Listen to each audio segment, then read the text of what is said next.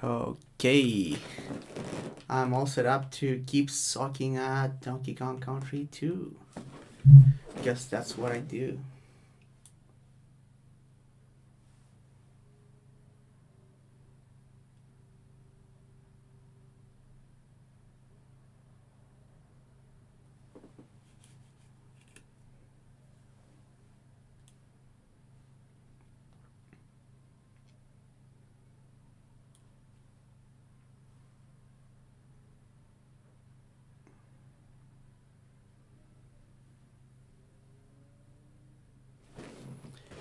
Let's go. Okay, we have some.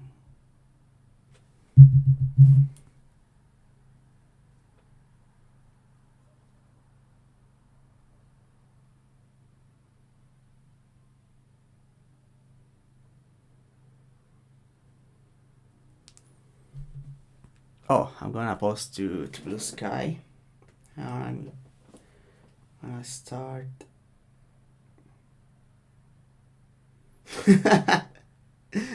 Hey, Ghost, what's up?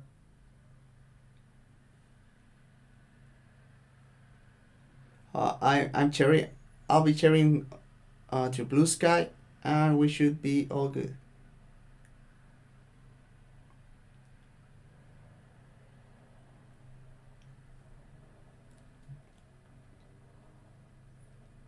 Let's see if today I can like speak normally and play the game decently. I doubt it, but we'll try today.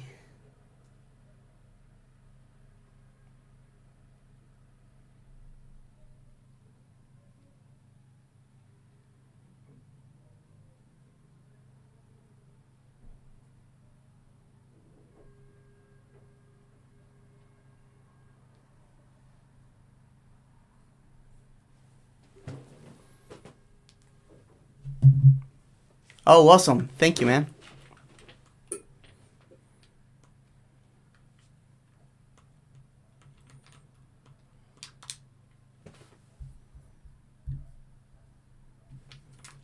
Okay, let's see.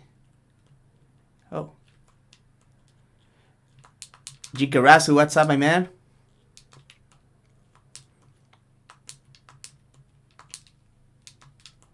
Oh, that was nice.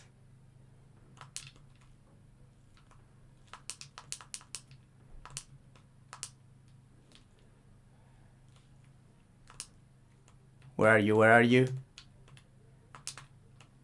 Let's go.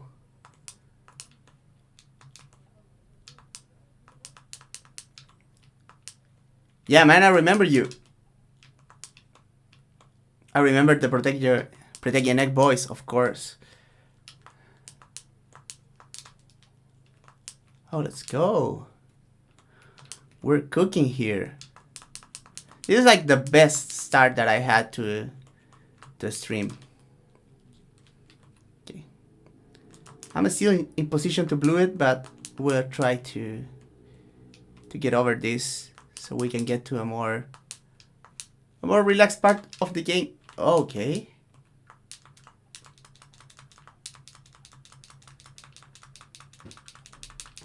Oh my god.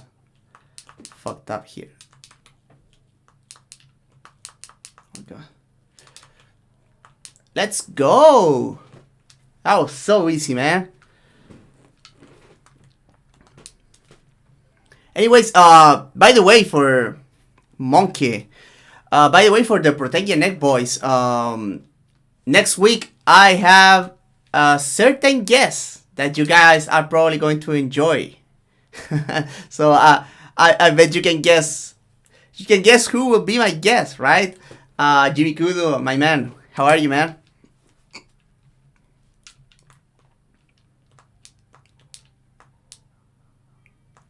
So yeah, guys, if you have any question related to MMA, to technique,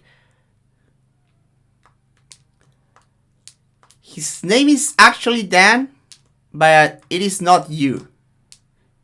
Because you betrayed me, right? I just want...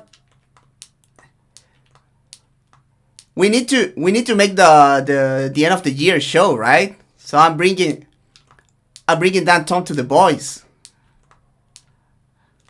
So I'm making the official announcement here that I'll be having Dan Tom next week.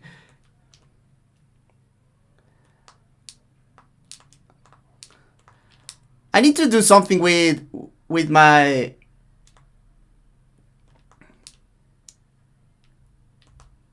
Man, I need to have BD one day, man. But man, BD's never here for the streams, man. Like what the fuck, man? He's there for Luke Thomas and he's not there for me.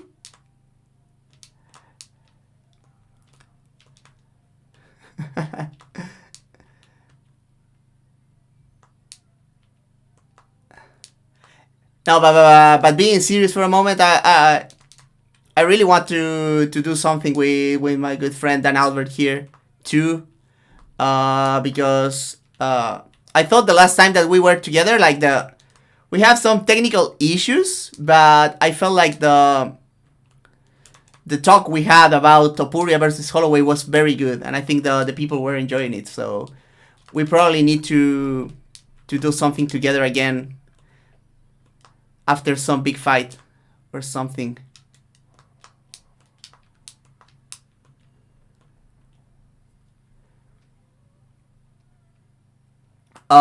Can you quickly go over the Aldo defensive flowchart? Okay, so this is like very simplified, but I feel like Aldo's first layer of defense is always his lead hand. What I mean with that is that his go-to instinct, first layer of instinct, is like go for a soft parry with the lead hand. Especially if the opponent is jabbing himself, right? So he will try to go for the parry with the lead hand, and from there he usually goes to move his head. He likes usually he begins sleeping to the outside, but he is also good at sleeping inside.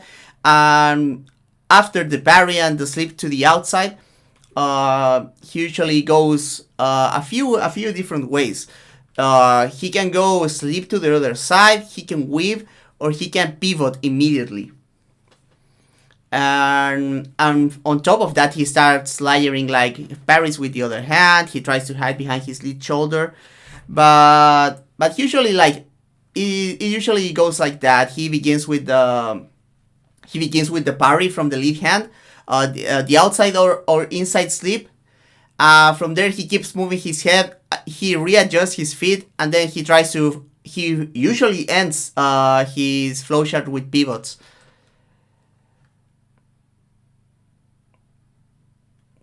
Ghost says, weird MMA question. Is it possible to use a pivot as a defensive measure if you're clearing the cage off against a blitzing opponent?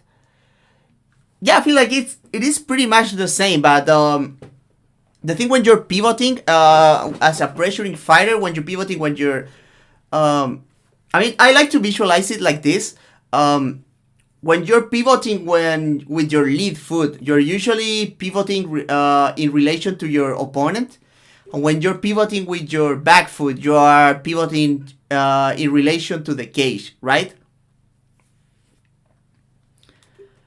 So So yeah, pivoting is effective when you're pressuring. Pivoting with your lead foot, I'm assuming here, because you're pivoting to evade, can be effective, but you gotta understand that you will concede some of the pressure, right? Because you're putting yourself in a new position in relation to the cage, and that usually means that you're conceding a bit of ground.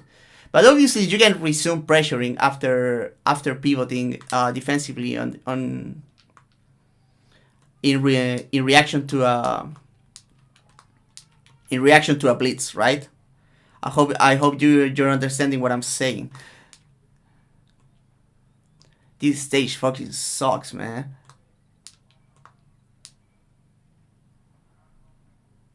Okay, I'll be focused for a little bit, but so I'll keep reading in a little bit the rest of the comments.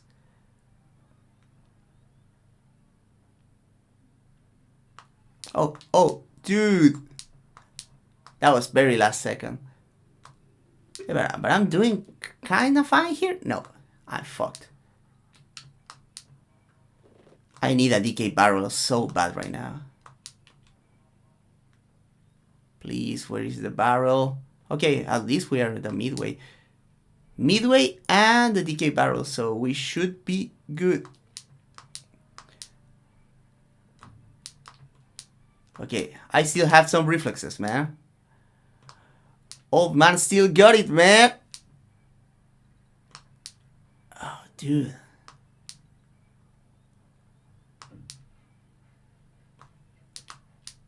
I swear I did that jump at the right time, man. I swear, man. I'm probably cooked here.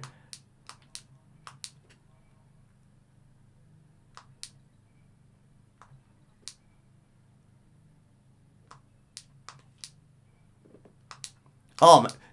Oh, dude. Please, I don't want to play this again. I think that's it. Let's fucking go, dude.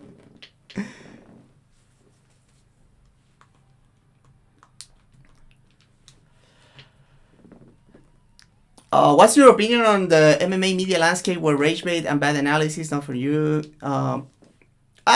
I actually don't interact a lot with MMA media. Like, I try to keep up with fight announcements because I'm like concerned with that, obviously. But nowadays I don't watch much interviews. I don't watch much content. I don't even follow like the super big names that I used to.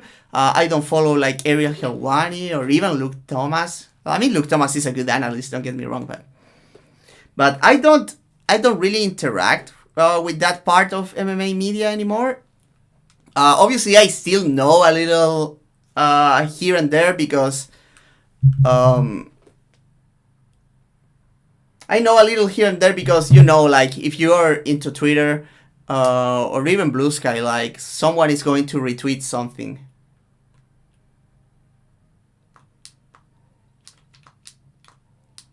Oh man, really? I haven't really seen like I haven't really seen like bad analysis coming from MMA on point. But at the same time, like some people's like.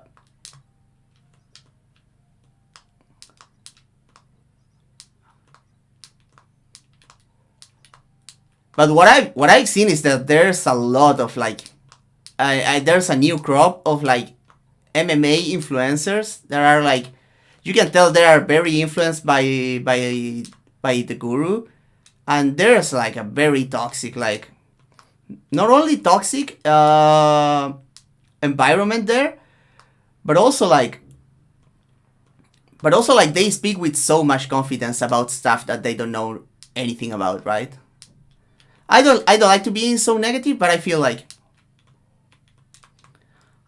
people talk with, oh my god. I feel like a lot of people talk with too much authority about things that they don't know about, right? There's a lot of like on my YouTube feed. Sometimes some guys. I don't know. Obviously not as bad as the guru people, but But hey, we all can be toxic at times. I try to not be involved in feuds and like insulting people anymore. I used to be a lot more confrontational, but I think like it is kind of pointless. Oh my god.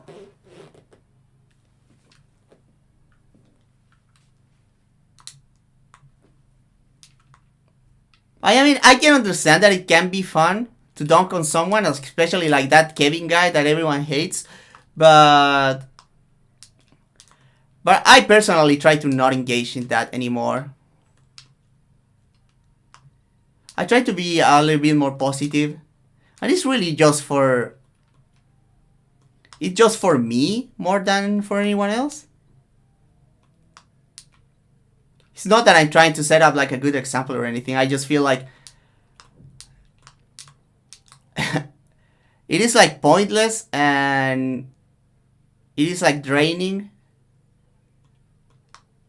to engage with people like that. So I try to avoid it nowadays.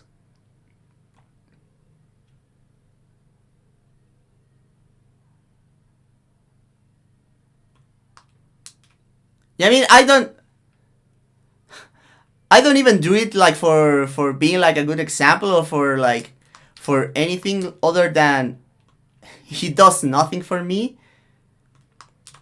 Like sometimes it is sometimes it can be like cool to dunk on some. Oh my fucking god, man.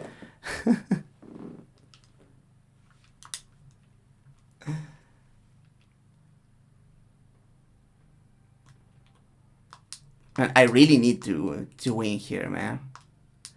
I cannot afford to keep losing here like a fucking idiot.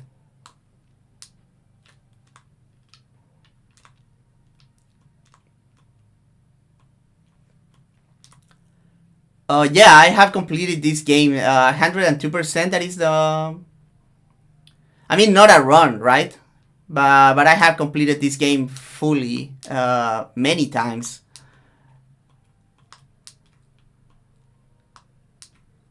It's been a while since I last played this game, right? I have been playing this game on stream a few times. But other than that, I haven't played this like in 10 years, I feel. Oh my god.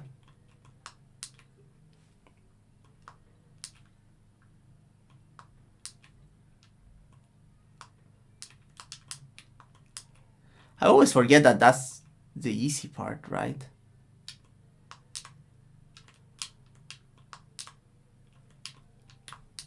Oh my fucking god, man.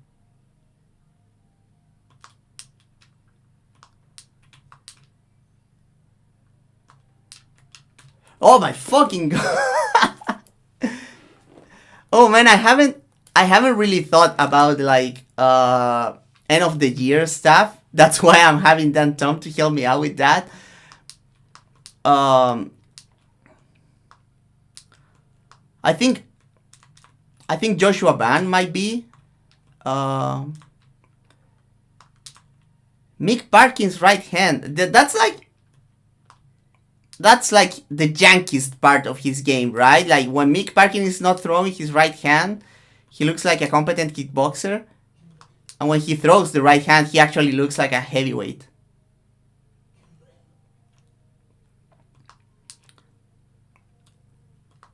I mean, defining politics into just like left and right is like very like it can be like outdated in sometimes, but if we go to the bone, like anarchism, I feel like it's like very heavily on the left. I don't feel like right wing forms of anarchism are really anarchism because I feel like the anarchism from the right, they always end up like giving power to those that have money, and that's not really anarchism because you still have hierarchies that way, right? That's how I personally feel about that. I hate playing like this, man. Okay, we're done.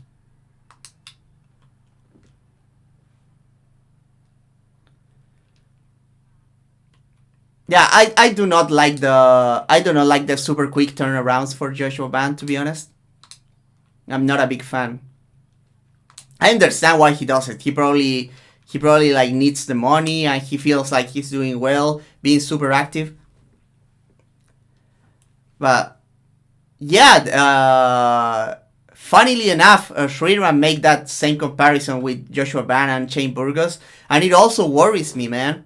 He's fighting like way too often, and even though he's like very solid defensively, he has a style that makes him take a lot of damage, man, because he's like right there in front of his opponent the whole time. So even with good defense.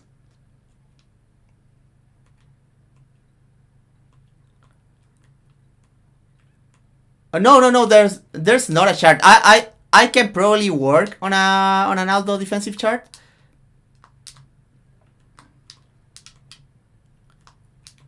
If people really want that, I can do that. But I was talking like figuratively. Oh my fucking god. Would Joshua Ban versus Sumo Derji be a good banger? Yeah, that fight would probably rule, man. I feel like Ban is like bad for Sumo Derji, but it would also be like actually.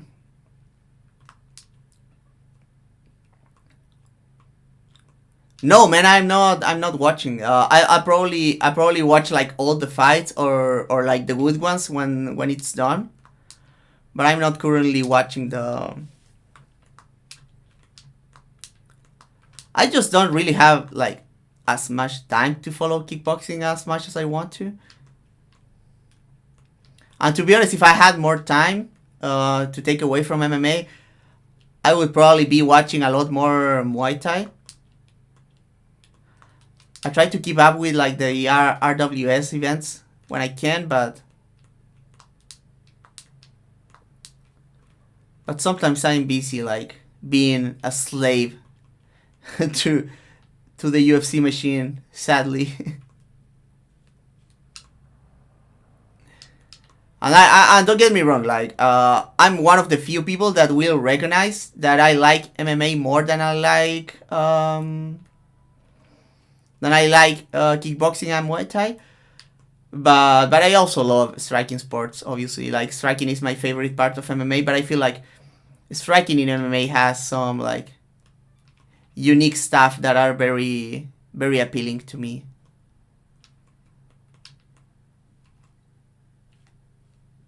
But yeah, I feel like everyone is like embarrassed of liking MMA, and I feel like MMA is cool as shit, man.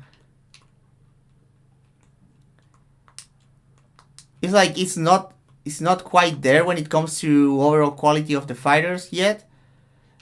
But I feel like when MMA is good, it's like the best combat sports to me.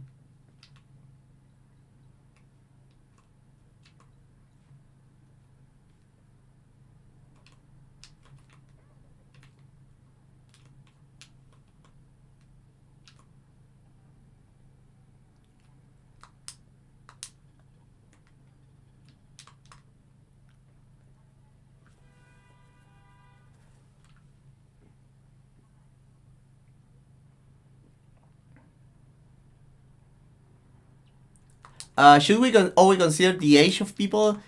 I mean, it is a good help. Those kind of statistics you gotta consider, but you also gotta. I feel like at the end of the day you gotta go with the. At the end of the day you gotta go with the eye test, right? I feel like it's not that the opponents from Buckley opponents are old. It's that they look old, right? Like Luke and Wonderboy look so bad in their fights against Buckley. So that's why I don't rate those fights super highly. But yeah, I mean from a statistical standpoint, I feel like you should consider those factors. But at the end of the day, I would trust my eyes over any statistic, to be honest.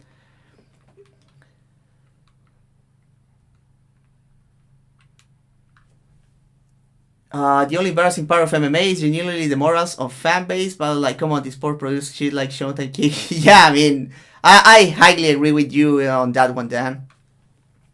I agree so much with that take. Do you think we can pick apart and give an excuse to anyone's record? Yeah, to be honest, like, the record doesn't tell you the story of a fighter. The record doesn't tell you how the mighty Pettis jump.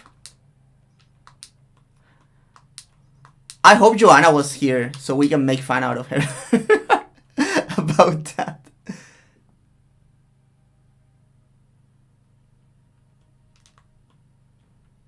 Oh my god. Those green ones are like super aggressive.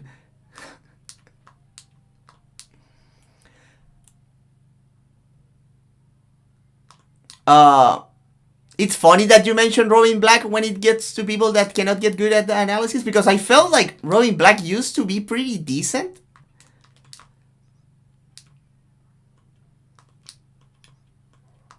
Oh, dude. Oh, those two lives. It's not that Robin Black was ever like great, but he was pretty good.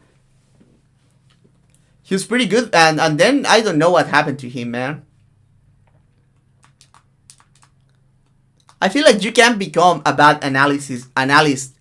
Excuse me, I cannot speak today. I feel like you can become a bad analyst with time, man.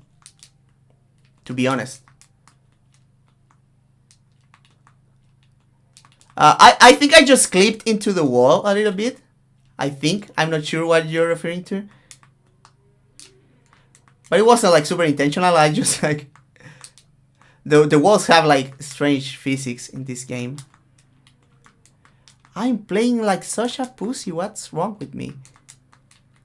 This is not how I play this game. But I feel some people, when you're like very long into a sport, even as an analyst, you can become like worse. Like you can get like super keen into bad ideas sometimes, or you can lose focus, especially if you like, I don't know. Sometimes you get bad, like if any of you like play a lot of video games, you sometimes get bad at a game that you have been good for super long. Maybe that's me right now, right? I have the excuse that I'm trying to talk with the chat. But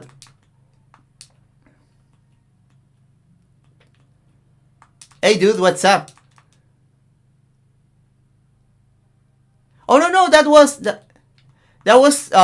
supposed to. That was the intended purpose of that jump. You are at the grocery store. What are you buying, man?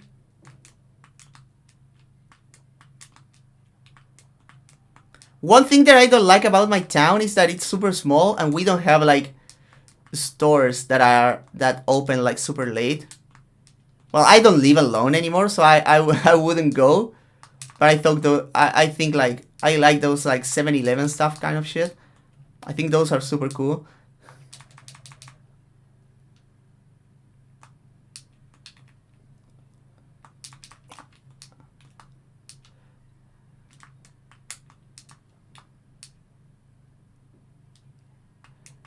Oh, bro, do you feel like ginger ale helps with your rake?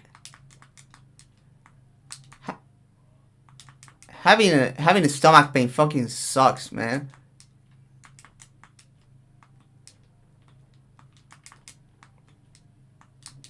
Favorite cartoon growing up?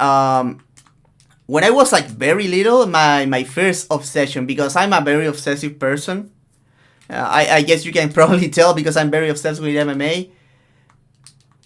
But my first obsession when I was like 5 years old was the Ninja Turtles. So I guess I have a little bit of Tony Ferguson in me.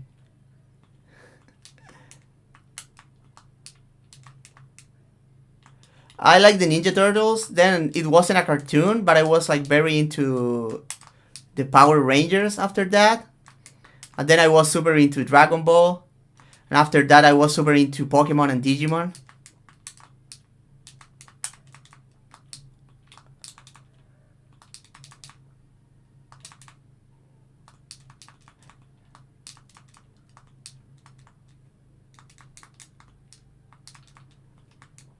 I mean, I got onto the Ninja Turtles like at the very end, right? Because like I'm old, but I'm not like an 80s kid.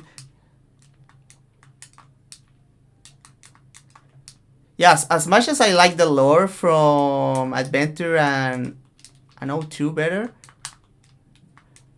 I feel like, yeah, Tamers is like objectively the best season of Digimon. I feel like Frontier had potential, to be honest.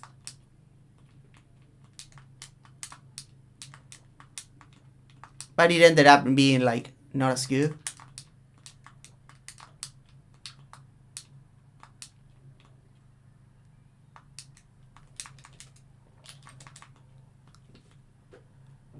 Do you guys watch like series or anime or anything at all? What are you guys watching as of late? I've been watching a little bit more of a little bit more shows lately. It's funny because with my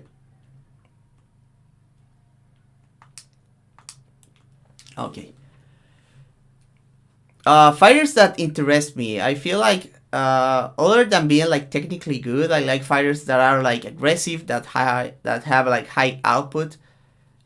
But mostly like I find some techniques more interesting than others, and I like the aesthetics of a fighter. I feel like not how they look, but not how they look like physically as a person, right? But how they look when they are fighting. I think it's like weirdly important to me. Some fighters that have like very weird punching mechanics, sometimes I'm like, he's doing like cool stuff, but I don't want him to win. Well, at the same time, like, a fighter that interests me and a fighter that I like are not the same, right?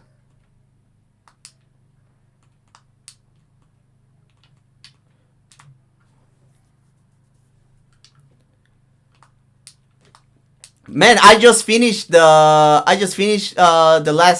last episode from Cobra Kai like on Sunday, I think. And this season is like super silly, but it's so good, man.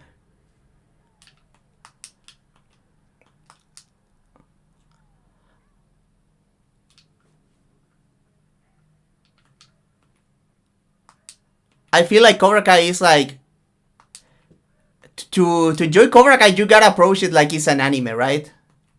Like, don't take it too seriously. It is just dumb. Nothing makes sense, but it's very good. It's very good just because it has like very good performances. All the actors are very good. The interactions are very solid. Oh my god.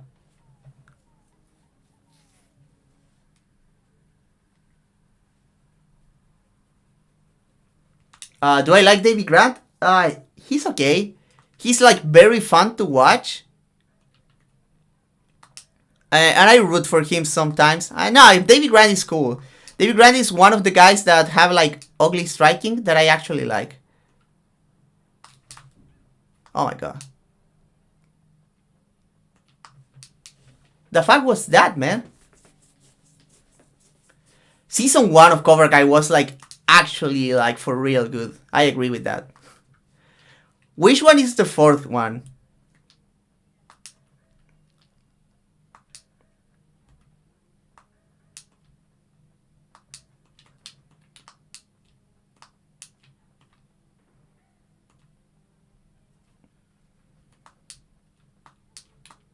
How long is The Sopranos, man?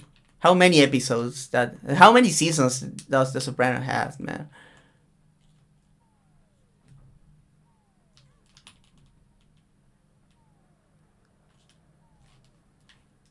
Oh my god.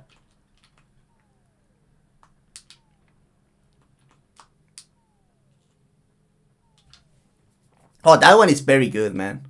Season 4 is good, man. Oh man, I used to play Yu-Gi-Oh when I was a kid. Are you watching the first season? First season kinda crazy, man. Oh, you like Yu Yu Hakusho, man? I've been meaning to watch Yu Yu Hakusho just because I'm such a big like Hunter x Hunter fan. So I'm like interested in seeing like more stuff from Togashi. I know that Yu Yu Hakusho is before Hunter x Hunter, but I still want to watch it.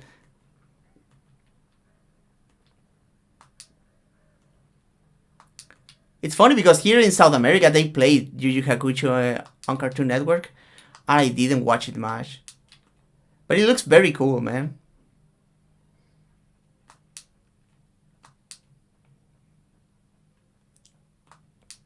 Shut your mouth, Badger. Oh, that's awesome, man. Yeah, Togashi makes very cool characters. Even like the ones that are not like super important.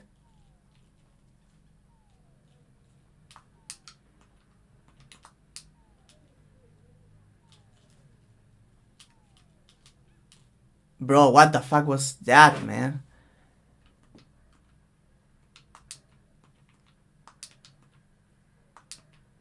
Yeah, I know.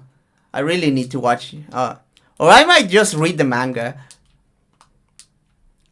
But to be honest, like the way Togashi structures his mangas, it's a little bit of a mess. If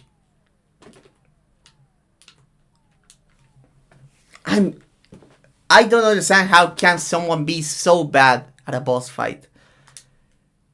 I never remember this being a hard boss fight for me. This should be like a first try victory, man.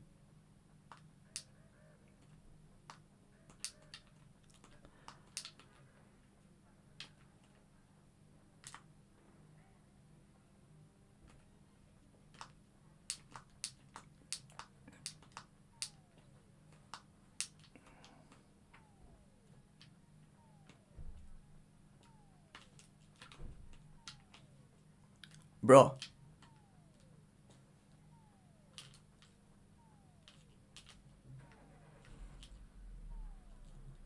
Okay, I remembered. I remembered the technique. Yeah, man. I've always knew that your profile picture is from Conan. Conan is very fun to watch, but it's a little bit frustrating to me because like the plot never progresses. Like it has progressed so little since it began airing. Bro, what? Bro, are you serious?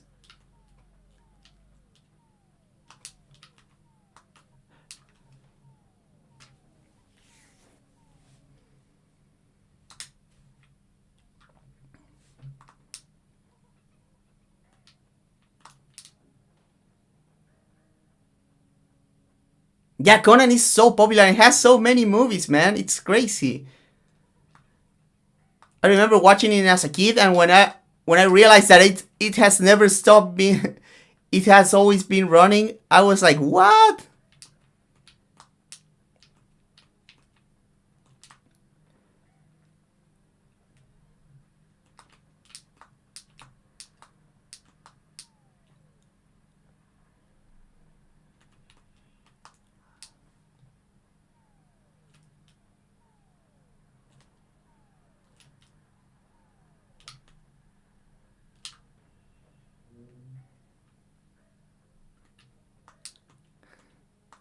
Yeah, the cases are cool, man.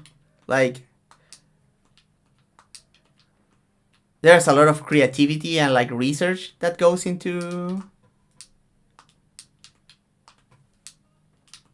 Oh my god, he fucking killed my what?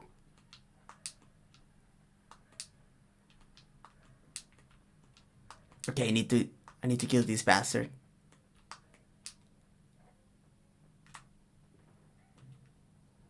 Hey Shriram, what's up, my man?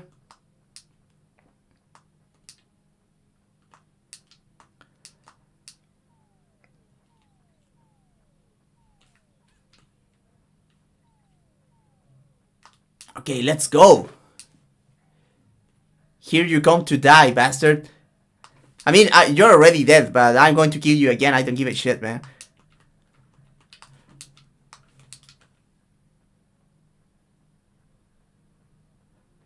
Let's fucking go! So artificial intelligence to write article. I mean, that's obviously bad, right? Like, I mean, I guess that if you're actually writing an article and you're using like AI to like rewrite some stuff, I guess that would be fine. But if you're telling to like ChatGPT or Grok or whatever, like, oh, write me an article about this, like that fucking sucks, obviously, right? Oh, you can see DK Island right there at in the background. That's crazy. Using the voice, the AI voice, it's okay. I'm not a big fan, but I don't judge anyone for doing it. I understand why people do it too, and it's like super convenient, so I don't have a problem with that. Tactics for preventing level changes against Hamsat. Interesting. I feel like going to the body, a body jab could be useful. Also, Gamsat doesn't like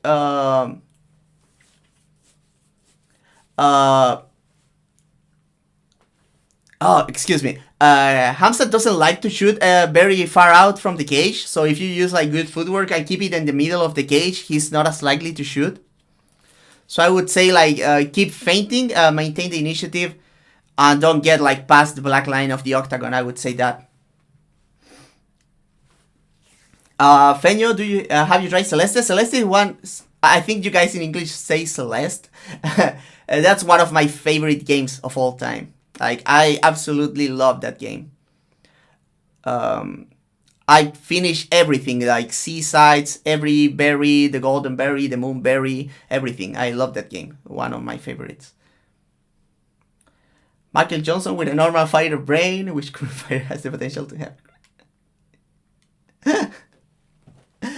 Oh man.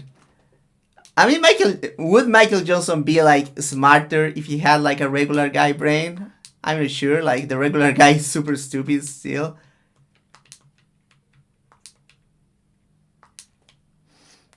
Can you pressure at a destiny like Islam or Habib? I mean, there's the risk of running. Oh, excuse me, of running into a takedown, right? But I feel like it is a good idea. I feel like Islam is more comfortable fighting off the back foot than Habib. Habib looked sketchy the few times that he got pressured, but people were so scared of the wrestling that they ended up never pressuring him. Like even Gaethje, I felt like he came with a very good selection of tactics to deal with Habib, but the overall strategy of fighting on the back foot was so dumb. He should have pressured, and he had the first layer wrestling to pressure, and he didn't do it. And even guys that are like worse wrestlers, I felt like Dustin should have pressured Habib too.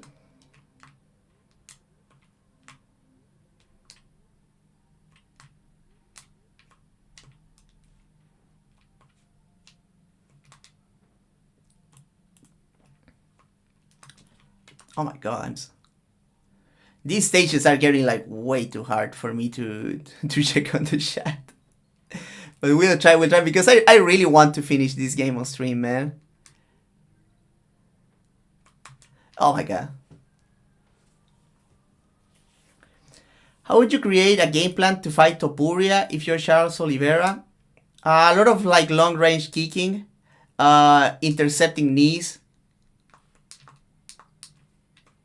pressure for sure, walk forwards. And any time that he tries to get into the pocket, you just grab a clinch. You just go for the body lock. If he denies the body lock, you just go like ham with elbows and knees from collar ties or from a wizard.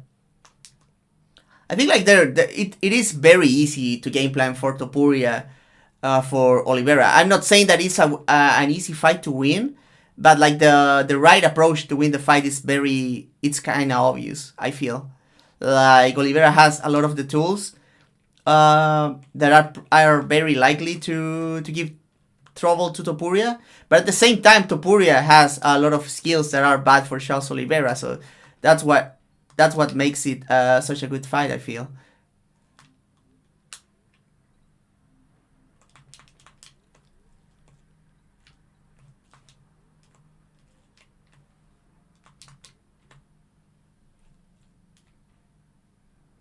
Okay, we're halfway there. Yeah, pressuring the pressure fighter. I mean, obviously, it's not always easy to pressure a pressure fighter, but it usually works because pressure fighters don't like being on their back foot.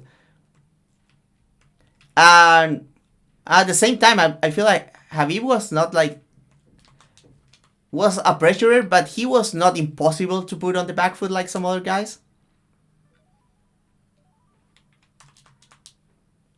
Oh, please.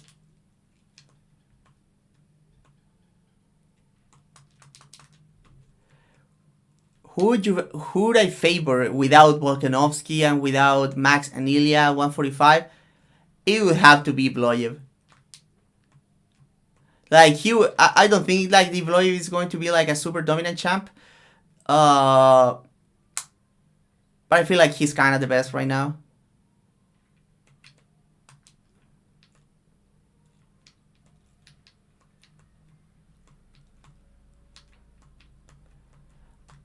I would not be super concerned for Ibloyev in a rematch against Diego Lopez, to be honest.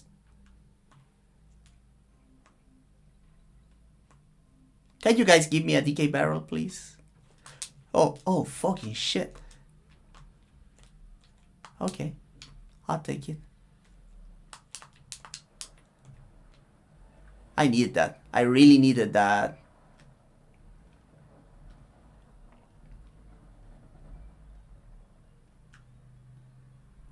How do you seize the initiative against a pressure fighter like Ilya or Pierre or Jan? I feel like, obviously, like you need to use your footwork and your feints, but also like control of the initiative depends a lot on the shot selection. I think that's something that it's a bit of an overlooked part of that equation. Oh my god, this shit is fucking hard too. Oh, thank God for that barrel. I feel like Arnold Allen versus Topuria 5 rounds, that's a very good fight. Oh my fucking god, are you serious, man? Are you serious? I cannot afford to lose here. Why didn't I roll into this guy?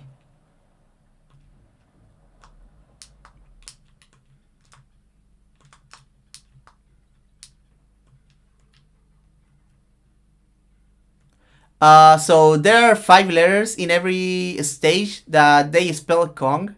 So a K, a O, an N, and a G. And if you collect all 4, you get an extra life. That's their only purpose.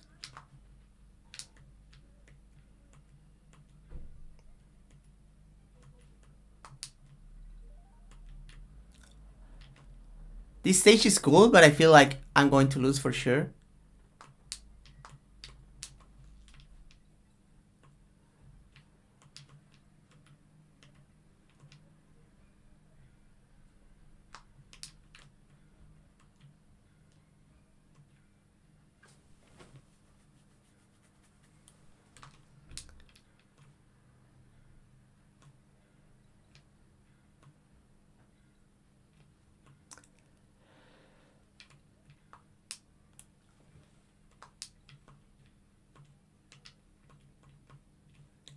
And I really don't want to lose the progress that I have, man. So, oh my god, that was so bad. Okay, so I'm like right there, about to die.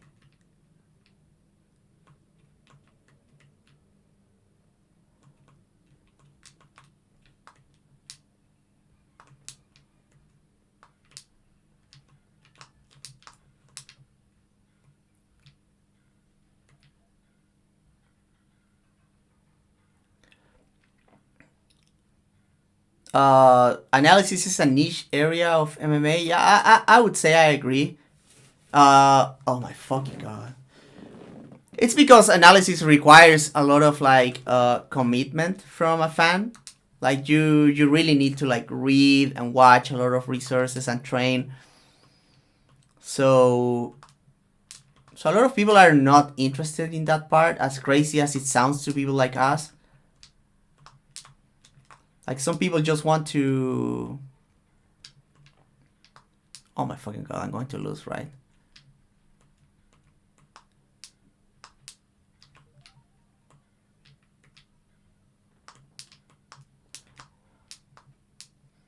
Some people don't just want to enjoy the fights, man.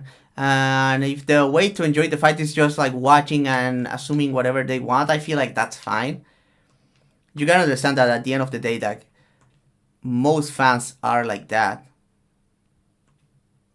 And even some fighters don't really like to think a lot about it. They just go by like instincts, by what their coaches tell them. So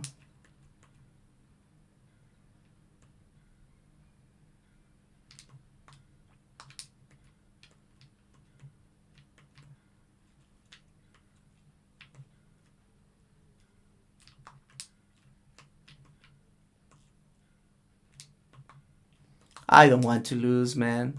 I really don't want to lose. Oh my fucking god.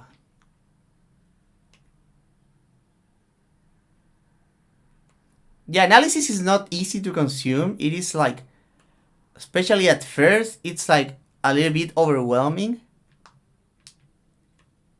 So I totally get it, man. Like, sometimes you just want to enjoy some stuff.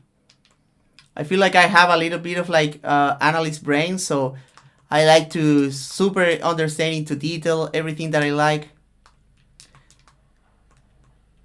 But at the same time, I also understand people not wanting to get like super into some stuff. Like sometimes it can even like kill the enjoyment a little bit. Oh my fucking god, man.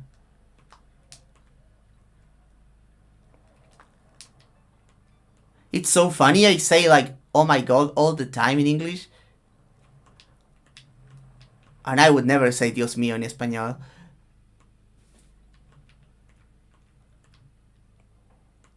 I guess I'm just a Christian when I'm speaking English. Oh my.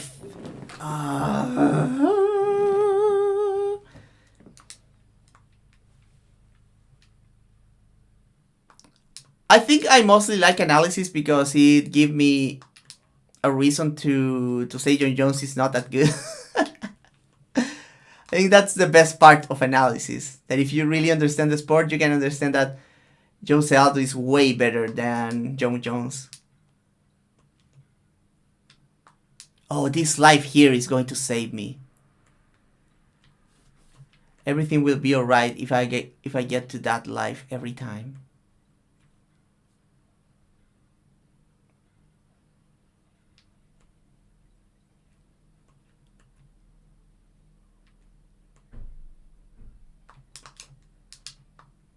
Oh, that was such a good save, man.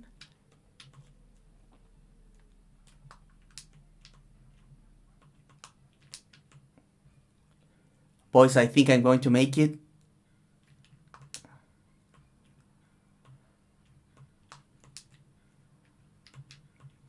I mean, for me, anyone that believes that society should be horizontal, in the sense that no one should be above others, is a true anarchist in my book.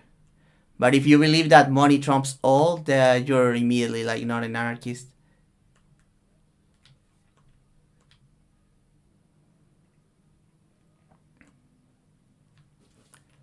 MMA fan base is very insecure. The sports, I mean, a lot of sports fans are very insecure, but I feel like combat sports in particular, like they attract like super insecure people, and they feel like having this very manly interest that is like combat sports. It gives them like the security that they are lacking in their day-to-day life.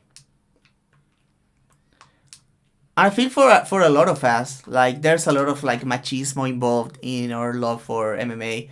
At the end, I ended up liking combat sports because they are cool and they are like super interesting. But what drew me to combat sports in the beginning was, what drew me to combat what drew me to combat sports initially was like, I guess it was a little bit of insecurity, right?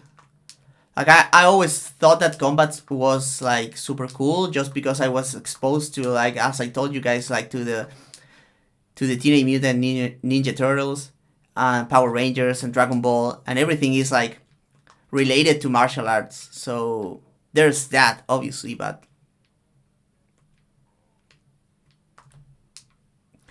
But there's also like, if I learn how to fight, I can beat other people up. I can beat the people that I don't like. There's a lot of that, especially when you're a child, right?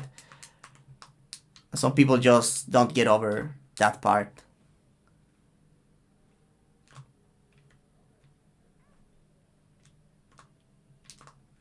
What the fuck was that, man? Yeah, I mean, when I'm wrong, I'm just like, oh, okay, dude, you're fine. Sometimes I even like thank the person if they're not being an asshole and they're like making a correction for something that I said. I'm usually like, thanks for pointing that out, right?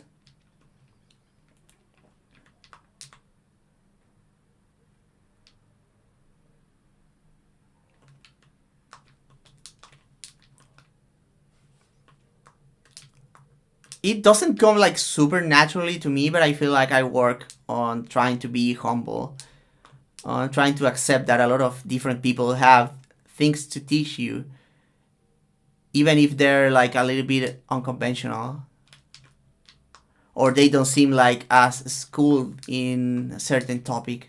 I try to keep an open mind and be humble, especially when it is stuff that it's not science. Like, we can base our MMA analysis on empirical stuff, on what has worked on combat sports throughout the years, but at the end of the day, like, combat sports are not an exact science and are never going to be. So I try to listen to people when they have takes. Sometimes that doesn't mean that I don't think that some of the stuff that people say are very dumb, but sometimes I try to remind myself. I was like very non-humble when I was a little kid. I was so insufferable. So I think I tried to work on that.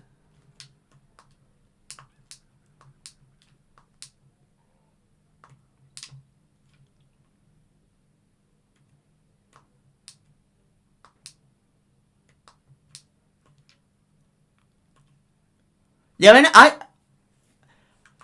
I disagree with Dan Tom like a surprisingly amount of times, and but I never feel like he's out of pocket with what I always understand where he's coming from. So that, I guess, that makes it very easy to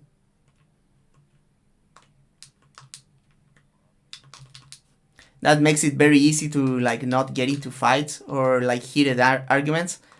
And like, he's like super chill and a great guy. So,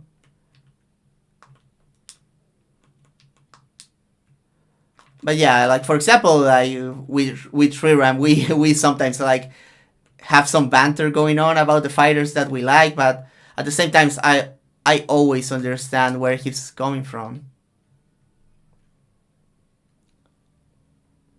And when you understand that part, like, you understand the mindset or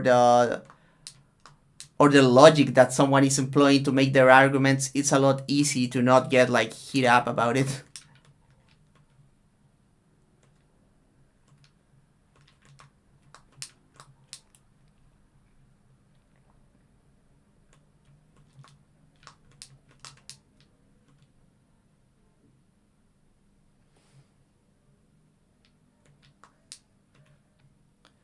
But I do feel like some people get into analysis and they get like way too aggressive out of the gate.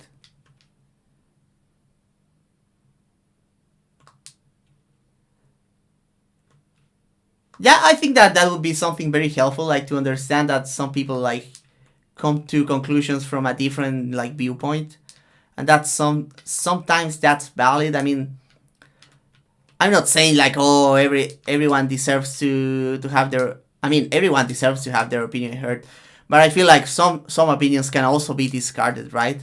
Oh my fucking god! I didn't need that right now.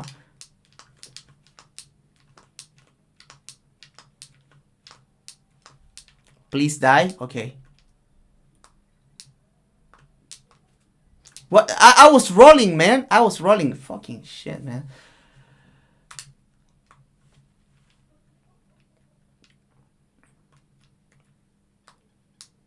For example, there's this guy that he says that he makes all predictions based on like the significant strikes count or something, and Ghost is always fighting with that guy.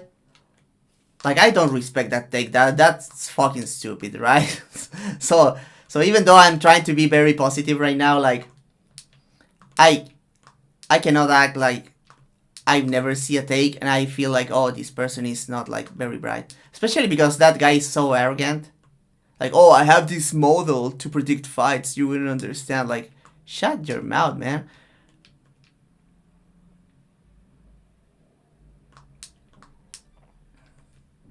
But yeah, I mean, as long as people are respectful, I think I can try to give them a shot. Try to understand a little bit.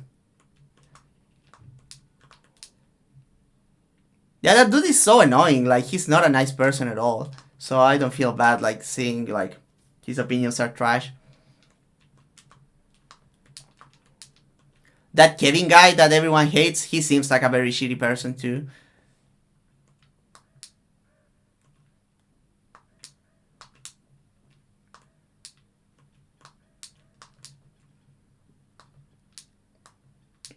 I can hear it. I can hear it. Okay. This is bad.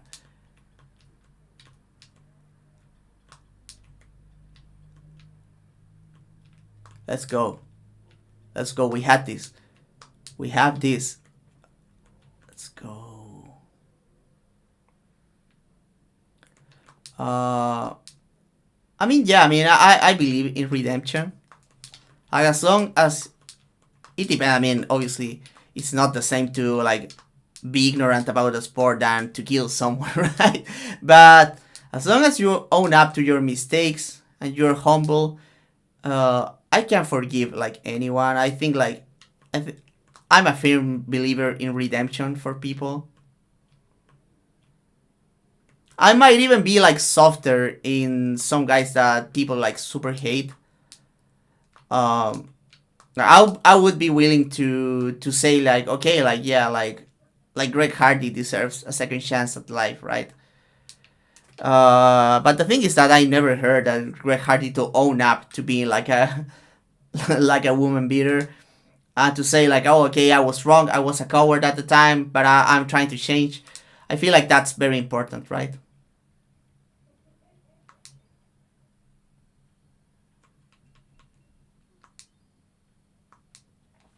What do you mean? Is it harder? I feel like it's easier usually. Like, I mean, do you mean when he quotes tweets him, like, quote tweets them favorably, or like when he's making fun out of them? Because he does both. Oh my god! Unbelievable bad playing here. Unbelievable bad playing. This gimmick is so fun. Okay, we have on guard.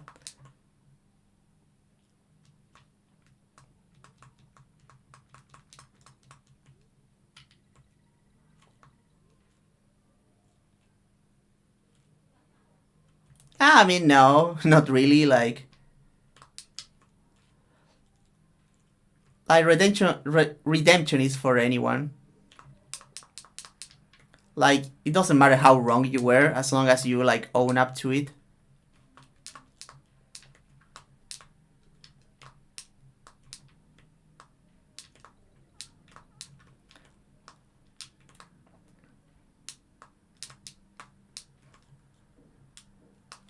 Oh, this is bad. This is bad. My god.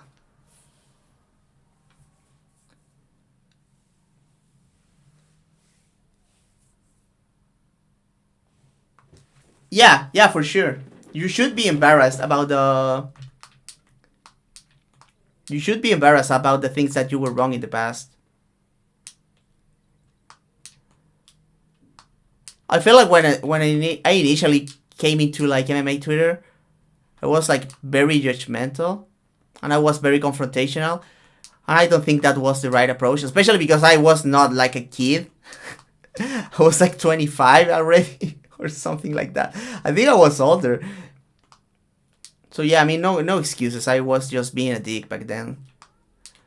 I was a dick to a lot of people.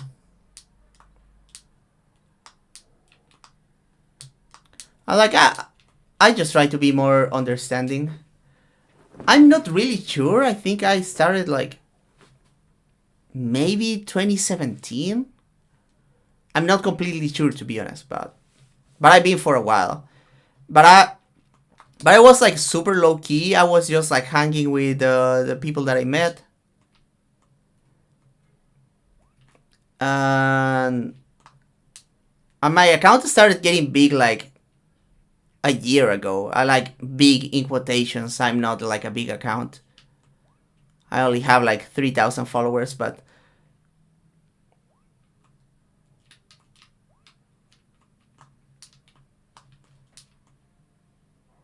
oh my fucking god, no! Oh.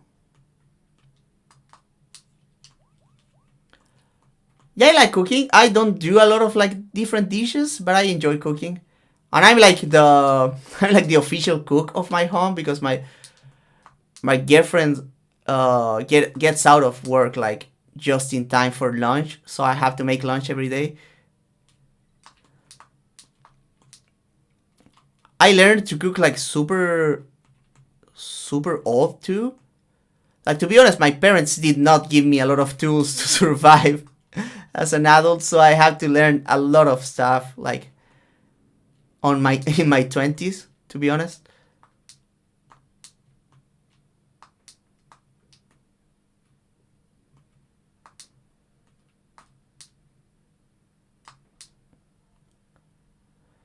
Oh, this is one of those that has a little bit of everything, man.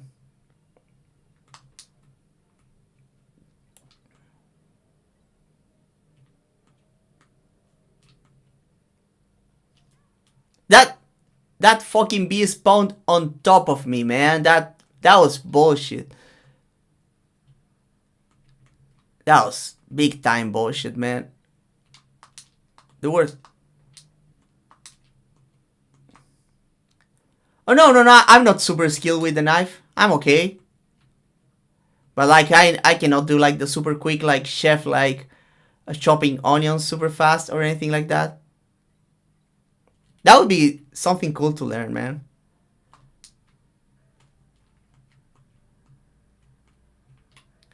Is it hard to grow on Twitter? Like,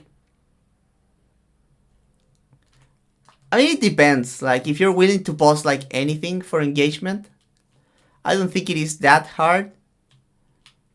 Like, Twitter is still a platform that allows for organic growth. Even though it has gotten a lot worse under Elon Musk, it is still possible. I still get like new followers anytime that I make something that's successful. So yeah, I wouldn't say it is that hard. But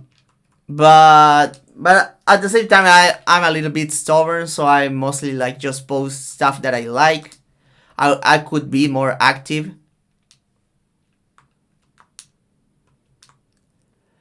I would say I'm firstly into combat sports more than martial arts. I'm not to be quite honest here, I'm not a very spiritual person.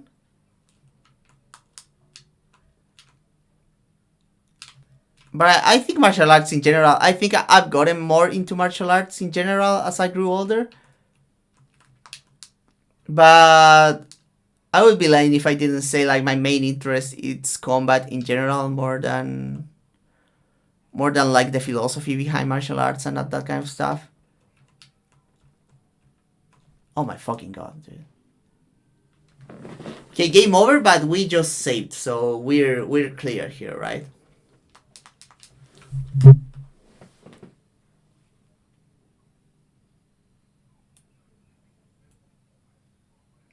I mean, some martial arts have some interesting stuff to say about philosophy and that kind of stuff, so I'm not like against that.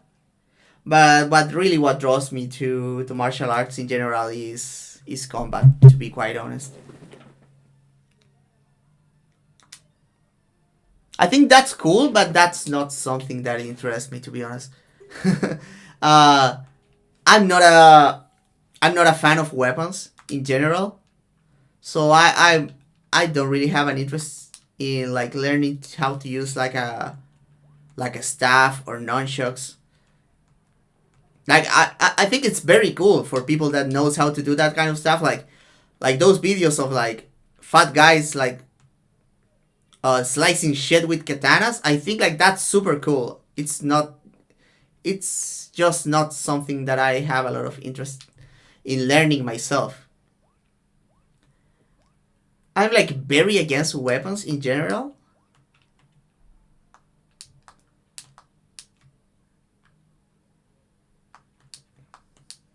Like I understand. I mean, don't get me wrong. I understand why some people are like armed out there. So I don't judge someone if they own like a firearm or a knife. But so I would personally wouldn't own any kind of weapon.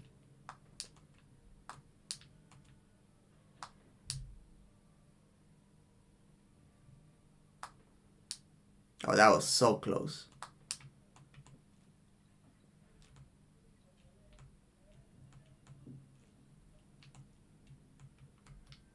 That's the fucking bee that spawned on top of me. Why is it so hard to uppercut a wrestler? I mean, is it? Is it that hard? I mean, I feel like you should use uppercuts to stand someone up and to punish like a level change that you are like proactively evading. But you should not like think that the uppercut is like the.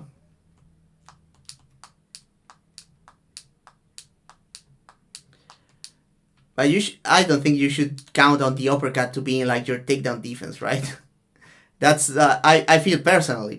I obviously this is not science as I said, but personally I don't think that's the way that you should approach stuff. Like a flying knee and an uppercut are not takedown defense. Yo.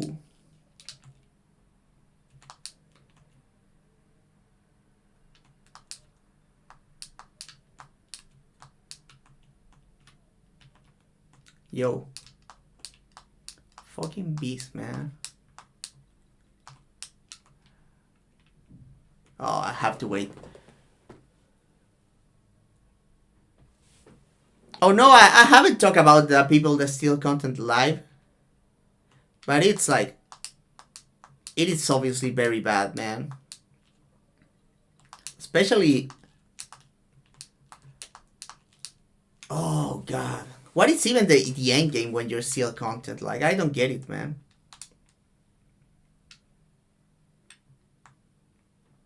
Like, one of the few cool stuff about like creating content, especially I consider that I make like some. I consider that I make something that is like close to educational. Oh god. Oh, that argument that this is from the UFC, that's so stupid, man. Like, you really don't understand. You really don't understand what the content that is being sold to talk about in like neoliberal terms is, right? Like, people are not watching the. For once, like, curation is also like it also takes work, right? Even when I post like a clip that doesn't have analysis.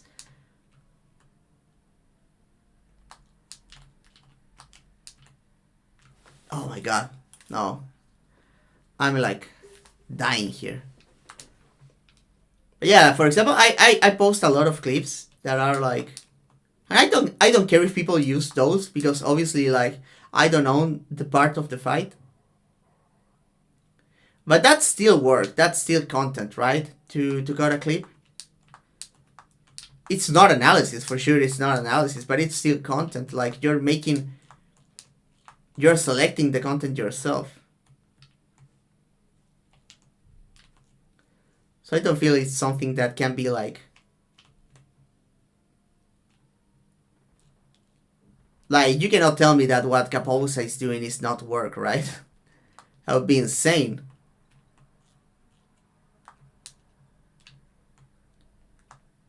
He's like the nostalgia critic, man. He's watching it so you don't have to.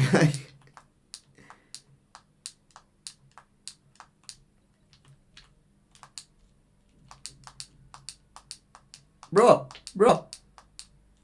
Oh god.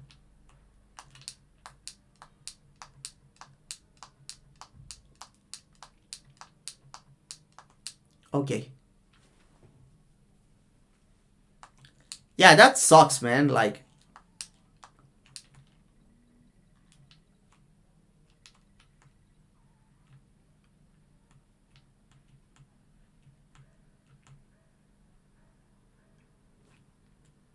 these stages are so long. No!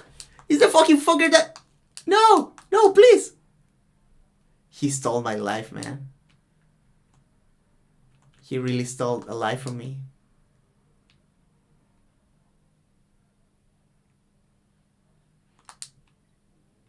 Oh my god. And I don't have enough coins to buy a save.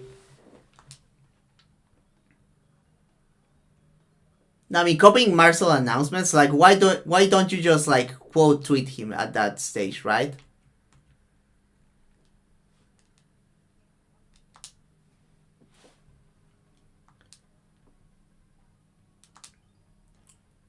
I guess, like, I'm, like...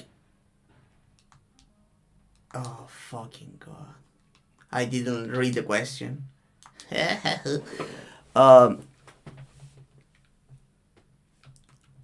I consider myself, like, mostly, like, a striking specialist.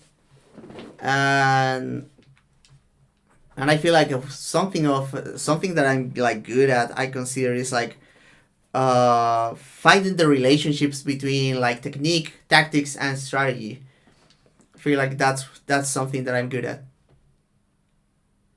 Toxic Tower is so hard. I'm going to die here. I need to find a way to... Does this have a coin at the very beginning?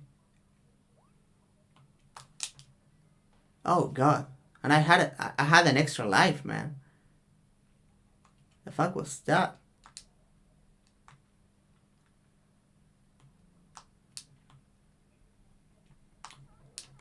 Oh god.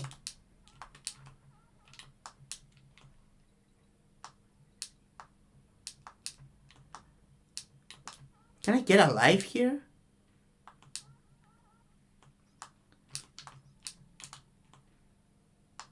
I mean, it is different because, like, we're doing, like, different stuff. I mean, Ghost is... I feel like I would be a very good scout, to be quite honest. I'm confident about that.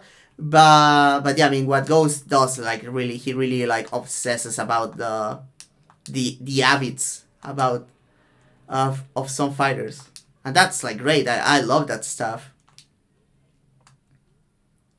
But I usually more, because I'm not working for a fighter most of the time. I just focus on, like, stuff that helps people understand the sport better, right?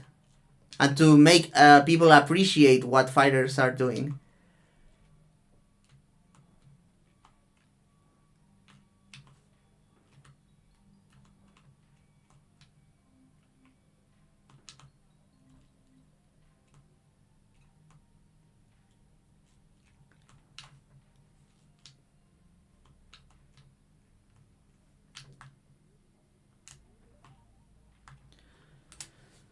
But if I was paid by a fighter...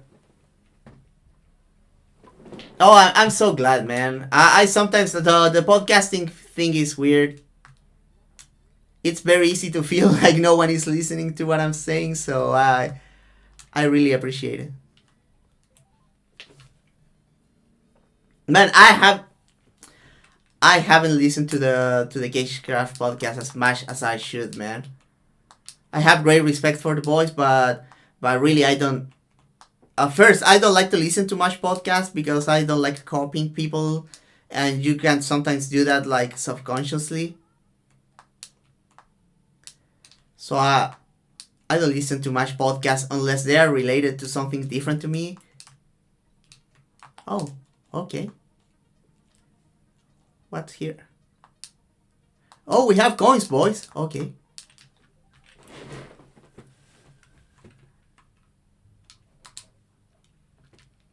So yeah, I mean, I love the guys from the Cagecraft podcast, but I don't usually listen to it.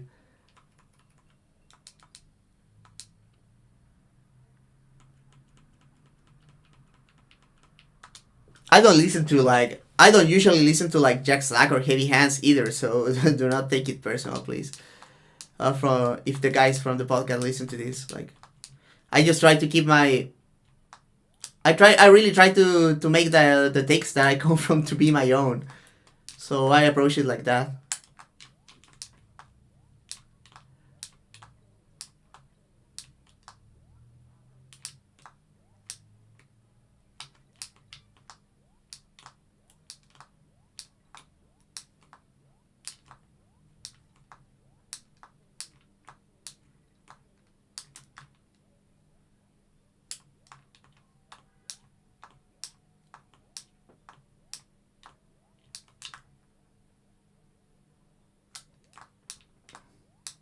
I mean, a lot of bettors are very toxic.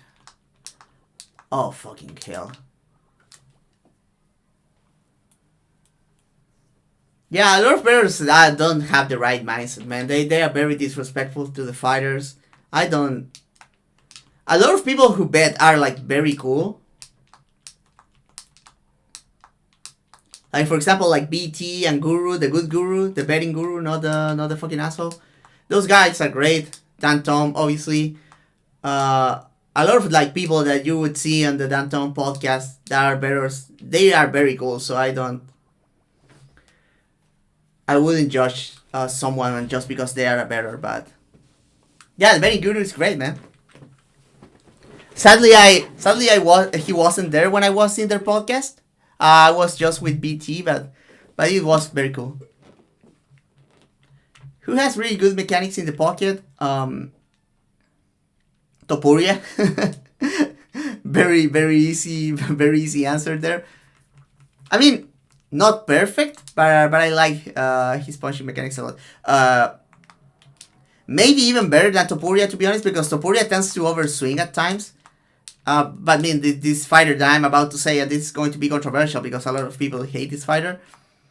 But when he's not being an idiot, Cody Garbrandt has fantastic mechanics in the pocket. He moves his feet and head very well. He's very balanced. And his punching mechanics are great. He transfers so much power and he's so fast. I really like the mechanics of Cody Garbrandt when he's not being an idiot. Very underrated, man. To be honest, a lot of fighters could learn a lot from Cody Garbrandt, actually. Especially when it comes to footwork and head movement mechanics. He's clean when it comes to that. Yeah, I feel like Topuria is, especially on the feet, I would have to see more of his grappling. But he's like, I feel like saying that Topuria is a minimalist is fair.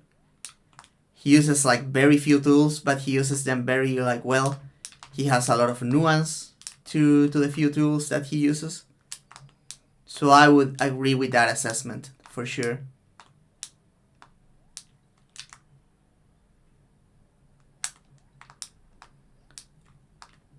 He's also usually the same fighter from fight to fight, so he's not someone that is going to transform his game.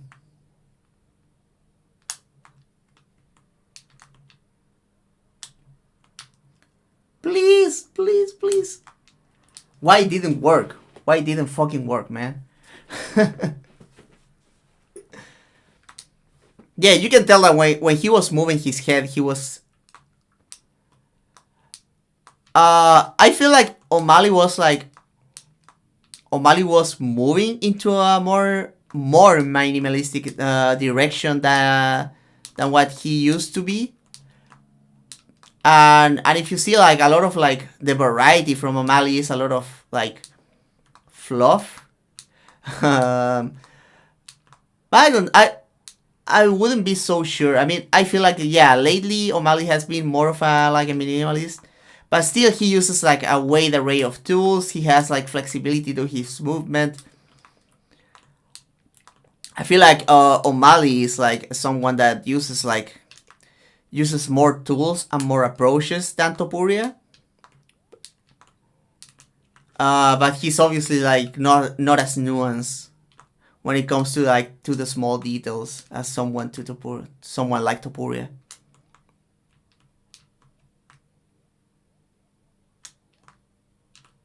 Oh god.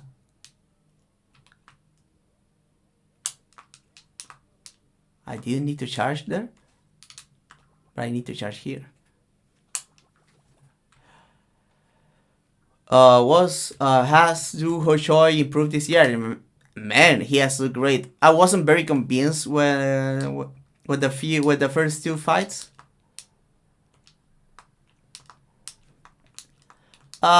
It would be interesting because O'Malley's long and he knows how to use length, and he's like he can keep busy at range. He has decent footwork on the outside. When he has the initiative, he feints a lot. So I feel like Topuria could. I mean, O'Malley could have been interesting for Topuria. But I feel like Topuria at the end is a very bad matchup. I would think it's a cool fight. And I think like O'Malley would surprise a lot of people, like doing a lot better, especially early, than people would think, I feel. Especially because he has a great chin.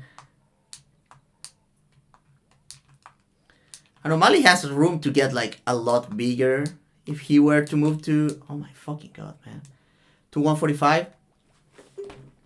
So yeah, I think it's a good fight. It's an interesting clash of style. I would agree with that for sure.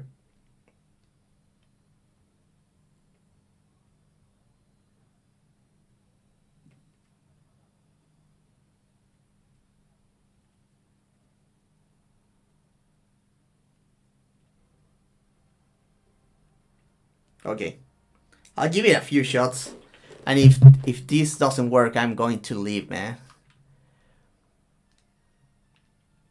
Thoughts on the UFC removing drug testing? To be honest, a lot of people like it.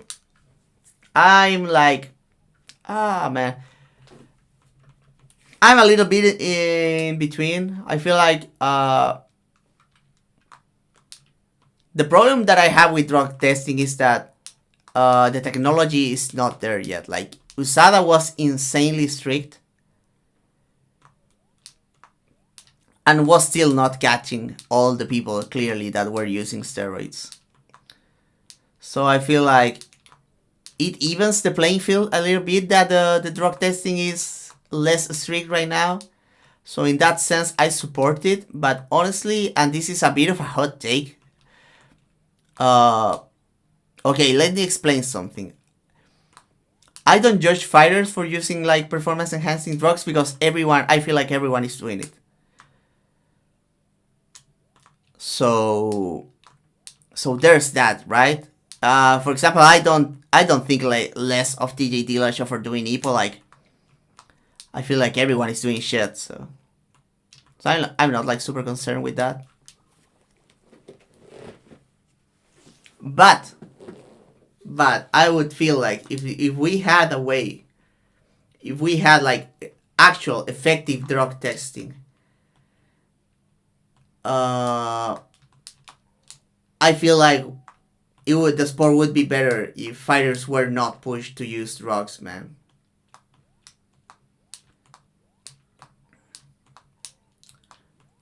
I know from a viewer standpoint, like steroids makes the sport better, right? Fighters can get to recover better. They get to train more. They get to be more exciting because they get more time training. They're stronger. They're faster. But oh my fucking god, man. Yeah, hot take is something that's out there that people will think that it's like controversial. What's your opinion on the GFL? I don't believe it's real, man. I don't believe it. Like, You cannot convince me that you're having like Luke Rockhold and Rashad Evans and Tyron Woodley and all of them are going to fight? Nah, bro, no, I don't believe that. You cannot convince me that's real, man. I have to see it first.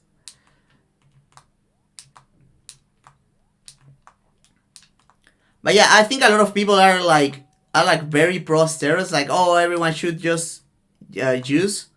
I feel like in an ideal world, I feel like fighters should not be using like performance enhancing drugs, especially because they are dangerous for their health.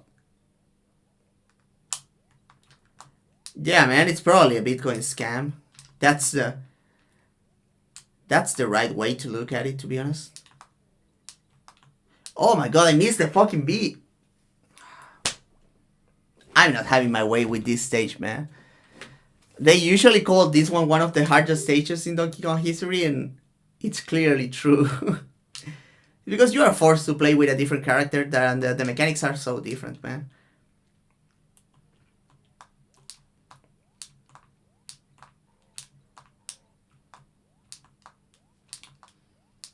I don't think all those old fighters are going to fight, man.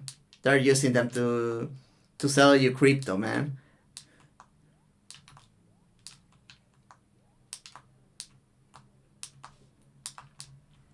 I cannot. Oh my god. I'm so awful at this stage. The mechanics of the bounce of the snake make no sense, man.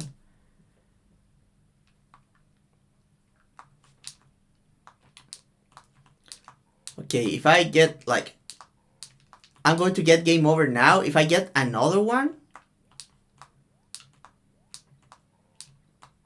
I guess I have to leave it at that because I'm not playing well anymore, man. Probably too tired and not good at game. Probably the second one than the first one, but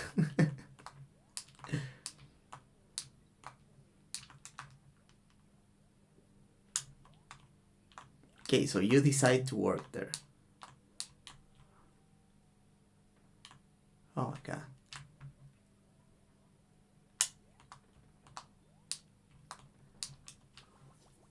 I don't know, man. I feel like people just buy into the hype, and because it's like a retroactive thing, like everyone is talking about it.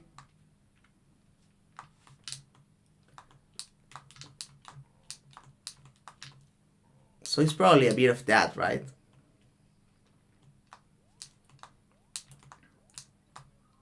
But yeah, people, every win that we see at the UFC is fucking huge. Like people are acting like Joaquin Buckley beating like a Colby Covington that has been looking like shit. It doesn't mean that much, at least not to me, man.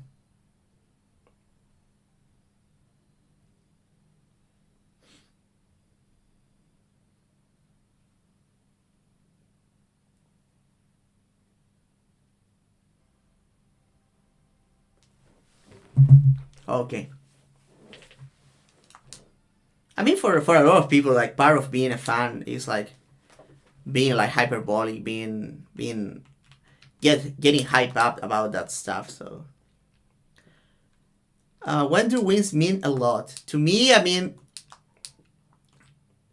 a lot. At the end of the day, a lot of it comes to the eye test for me. When I see that a fighter is looking great, and especially when their opponent is also looking good, and it's not like a super easy matchup, you can tell both guys showed up.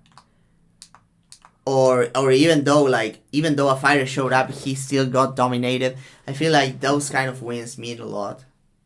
Like for example, like I feel like for example Dustin Poirier is clearly past it, right? Dustin Poirier is not in his prime anymore. But I felt like with the way he showed up to the Islam fight, I gotta say that fight means something. Some people saw it the other way, right? Like, oh, that win doesn't mean anything because Islam looked bad. But I feel like Islam looked good, man. Like Dustin Poirier actually showed up with some good ideas to defend takedowns. And for the first time in his career, too.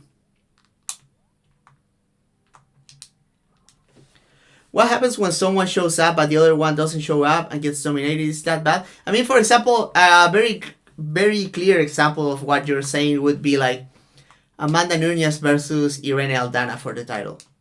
Or John Jones versus Cyril Gane.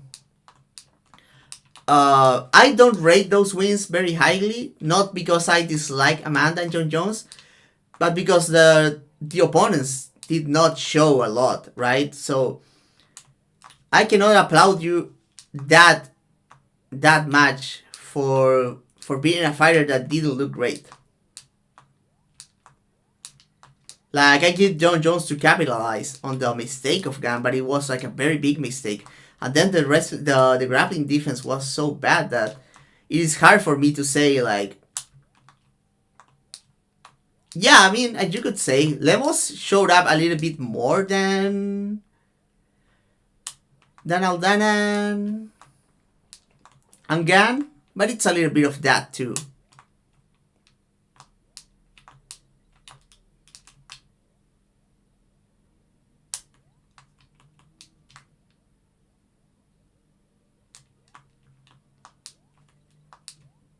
Oh, I'm getting late.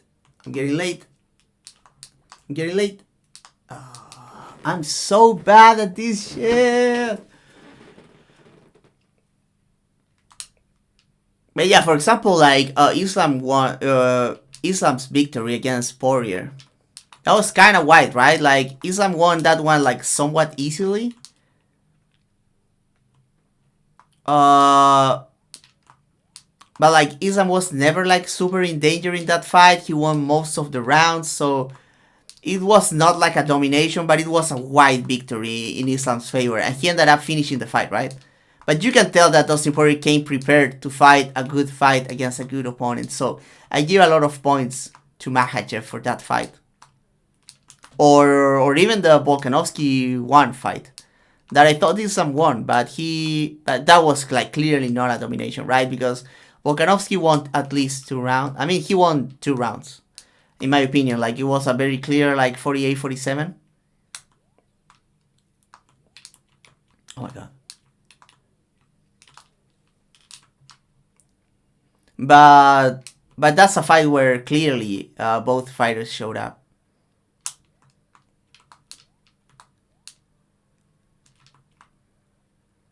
A very good example of a fighter getting dominated but clearly showed up would be like Jose Aldo versus Frankie Edgar 1, the first one.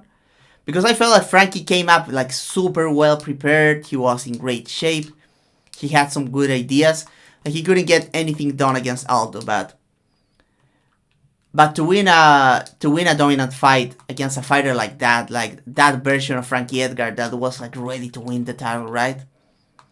I feel like that's one of the best wins in MMA history.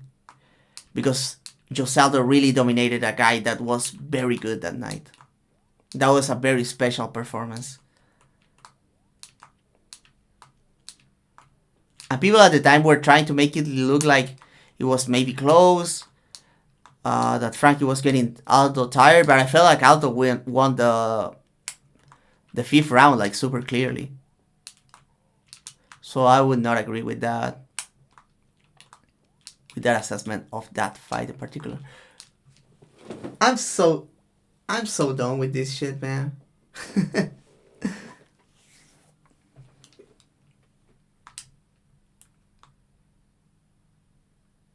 So yeah, I'm giving this a final try, and I'm going to sleep if I lose. So should Richie fight Lemos? I like that. That would be interesting. And it's a good fight for both because, you know, Lemos struggles with wrestlers and Richie struggles with like power strikers.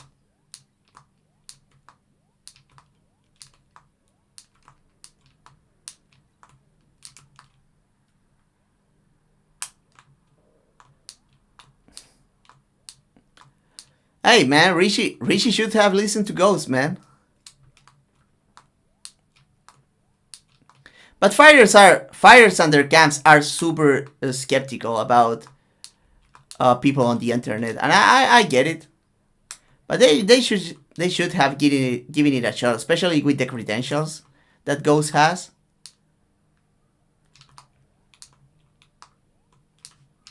Because like Ghost is not just a guy, like he works for the champion of the division, right? Yeah, I know.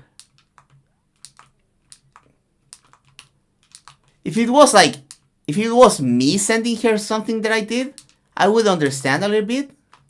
Oh, please. Okay, Squax, we just had one shot at this.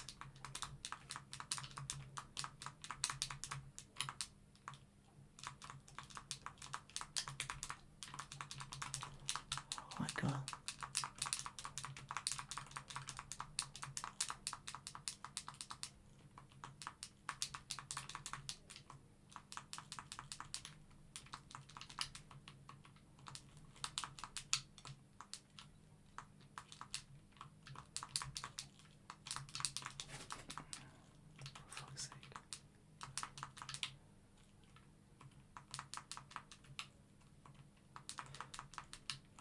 Come on, Squax.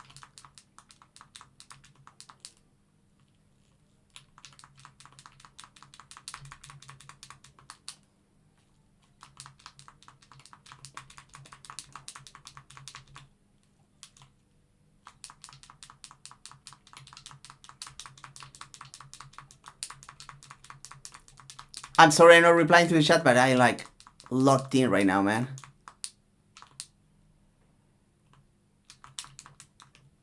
Oh no! Oh my god! Oh, but we got alive! We got alive, man!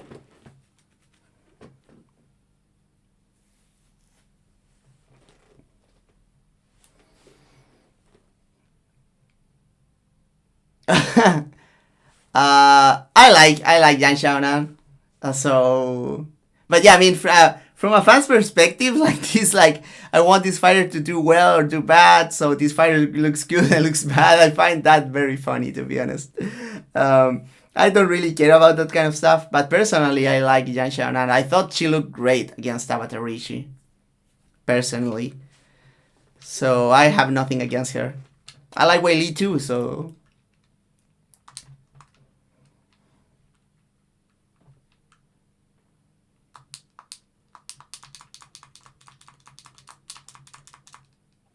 Oh my god. Are you fucking kidding me, bro? Okay. That's it. Now, this is not the last stage. There's like 3 stages left in the game after this. So I might give it a last try. Because I was close in that one. And maybe if I win this one, I can like finally finish the fucking game, so. But I'm failing hard here. I'm failing so hard. This is so embarrassing.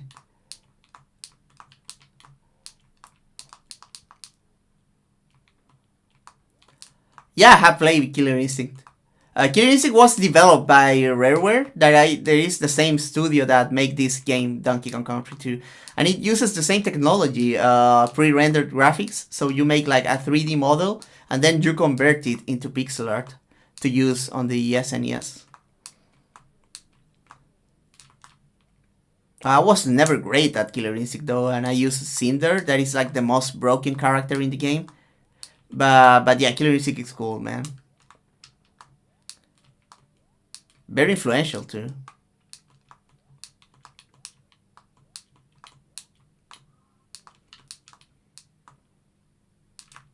Yeah, I just played Cinder for the most time.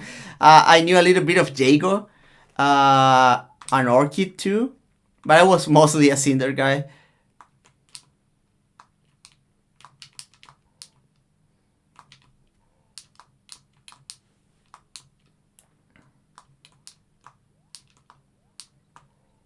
I really want to beat this stage today, man. I know I'm not in the right headspace to do it, but I really want it, man.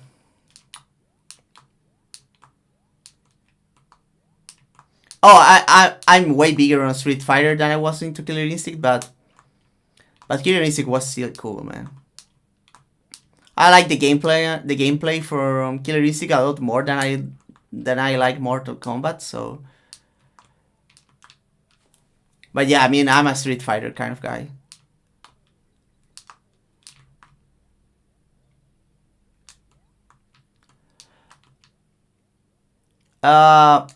Killer Instinct is a lot more focused on like big combos, as opposed to Street Fighter that is more like footsies and spacing and that kind of stuff. So Killer Instinct is a lot more about execution more than tactics and strategy, you would say, compared to like Street Fighter. I mean, Street Fighter obviously you still need execution too, but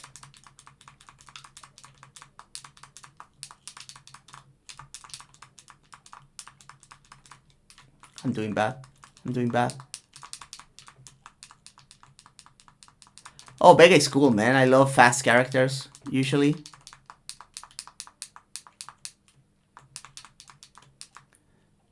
Well, it's funny when you ask about Vega because like in America, Vega is the guy with the mask and the claw, right? But in Japan, Vega is Bison, the dictator.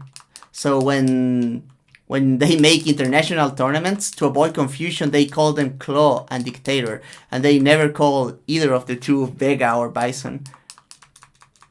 And the boxer that is Bison in Japanese, he's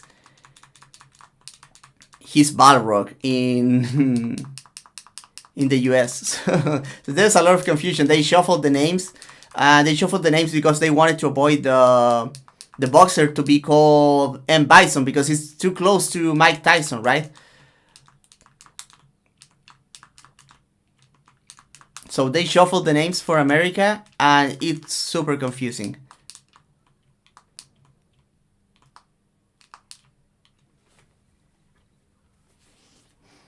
So when they play tournaments when there are like Japanese people and Americans, they just call them like Boxer, Claw, and Dictator.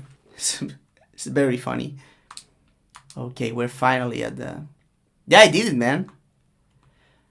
I'm finally at the last word. So we have just one stage and the final boss. So if you guys want to join me, I'll stay here for like half an hour to try to beat the game for real.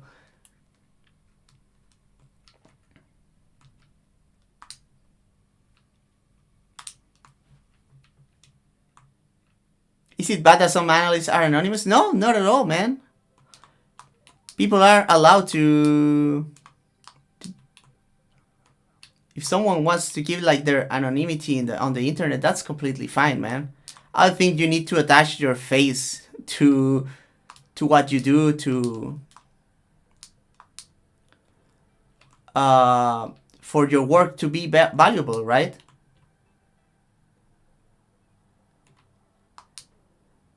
I mean, I don't agree with that. I mean, when you're an analyst, it doesn't mean that you're making fun out of a fighter. So I would not agree with that take.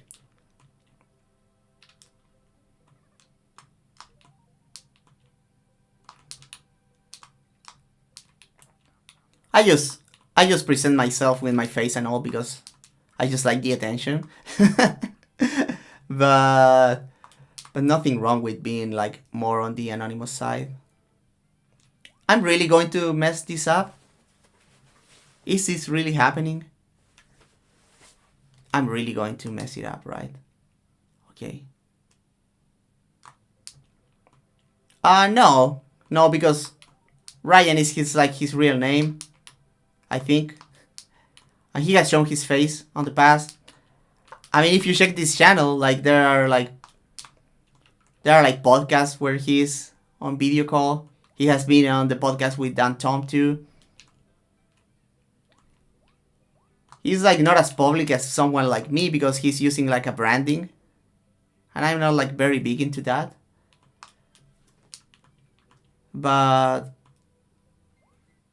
oh my fucking god, are you serious?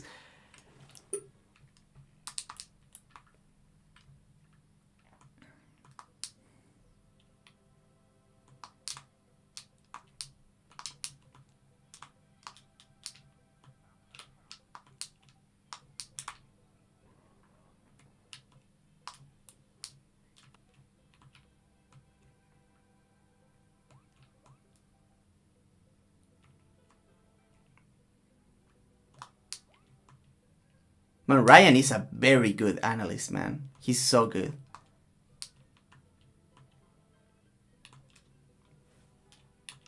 Even if he turned out to be like the worst person in the planet, I would have to admit that he's a very good analyst, man.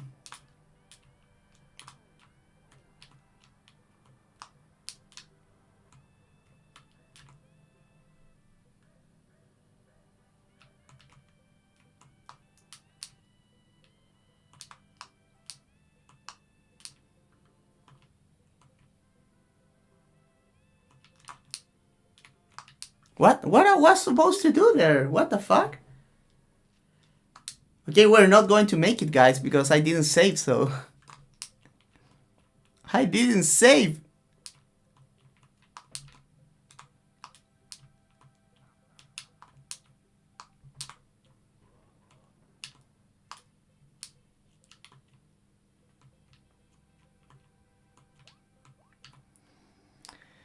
Oh man, Jimmy, it seems that way, man. It's sad. The UFC knows that they have the market in the palm of their hands right now, so they're not even trying so hard anymore.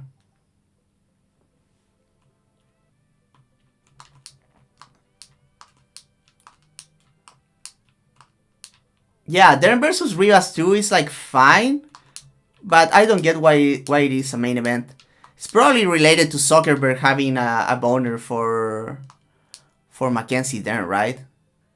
Has to be the only option.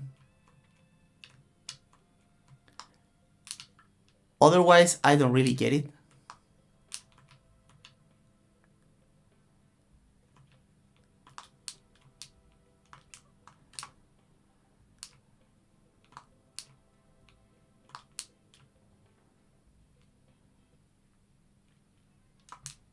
Yeah, I feel at this stage like competition would be like the thing, right?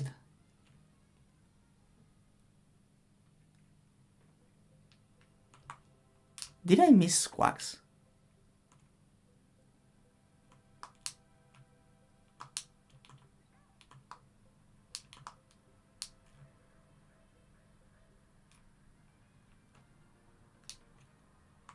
What?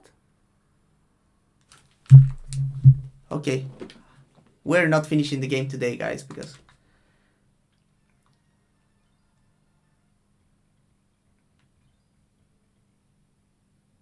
I think probably, yeah. I think like Rivas matches up decently with Zhang Weili. We saw her fight against Rose Namajunas in a fight that I personally thought she won.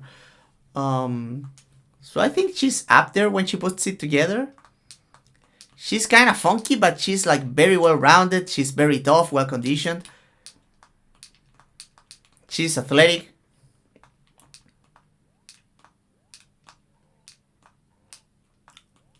And she's not perfect by any means, but I feel like she's pretty good.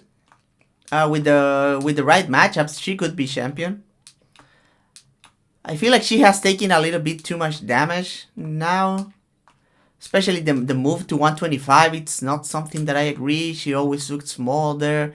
She was fighting like bigger girls. Got finished by Barber. But like Barber, the thing with Barber is that Barber has improved technically, but also like you don't want to be smaller than Macy Barber. You don't want Macy Barber to be like a lot stronger than you because she's going to fuck you up, man. She's like a violent fighter. She has a very good instincts to hurt people.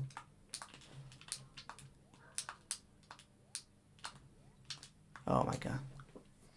No, Mackenzie there never had it. I mean, with the right matchup, maybe. Like, she's so dangerous on the ground that she can always win against anyone. But she doesn't have like a well put together game. Even though she has like maybe more potential like physically than Rivas. Like Darren is super fast. He's a powerful hitter. But she's very uncoordinated on the feet too. So who knows? Maybe she doesn't have the the right kind of coordination for striking. Even though she can produce a lot of power, uh, uh, her feet are a mess.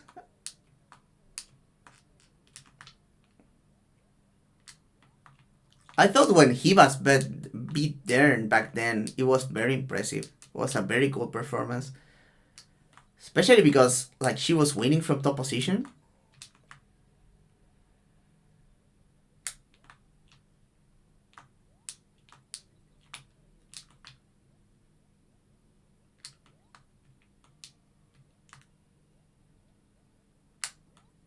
I mean, but that's so silly to say about any fighter, right? Like you can say that about like almost any fighter. Like, oh, if this fighter was good at the things that he's not good, he would be the GOAT. Like, yeah, no shit, right? Okay, we're kind of cooking here. We're kind of cooking.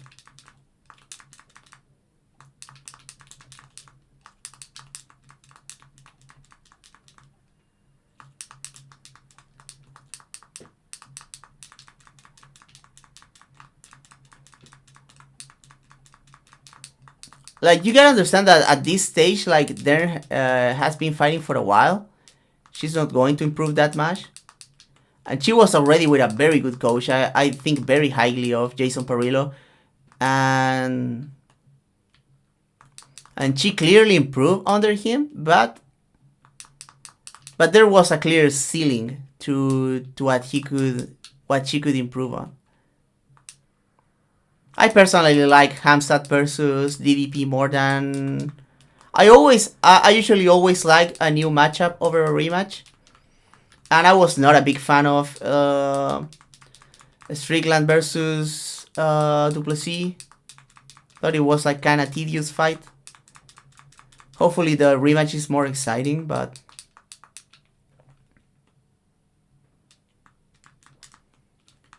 what determines fighter ceiling? I think the physical ability, the durability.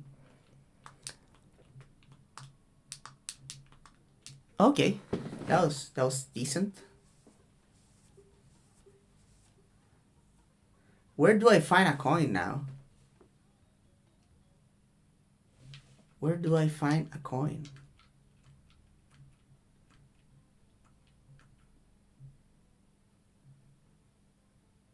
Is there a coin here? I think there's a coin here. No, there's not a coin here.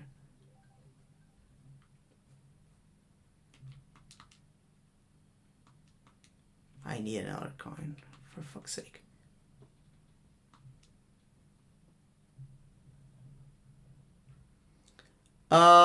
Probably your ceiling would be higher, but some people just don't have the mindset to learn better technique. Like some people are like naturally like super stubborn, so maybe that can put a ceiling on you. Or some fighters are like quitters, right? When things get hard, they fall apart. That also can put a ceiling on you, and you can maybe work on that, but I'm not sure to what extent.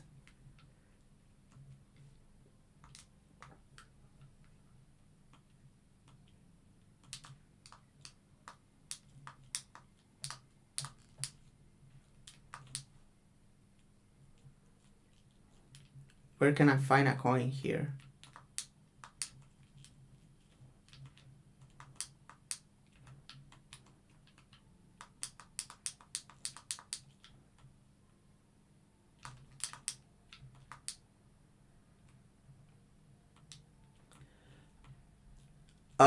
There's two kind of coins. There's one kind that you can find on the bonus rooms.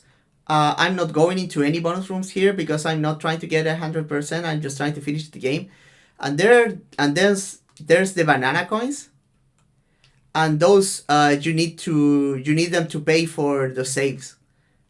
So I'm trying to get a coin here to save my game and not lose my progress. That's why I'm looking for a coin right now. Because I want to save before moving into the new world.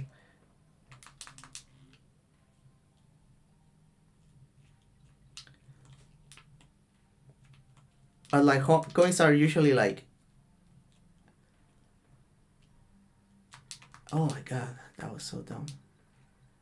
They're usually like hidden, and I don't remember where they are because I'm usually not concerned with them.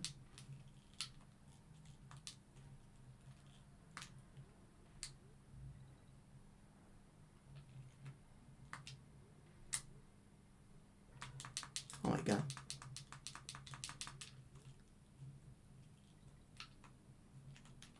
No, I messed up.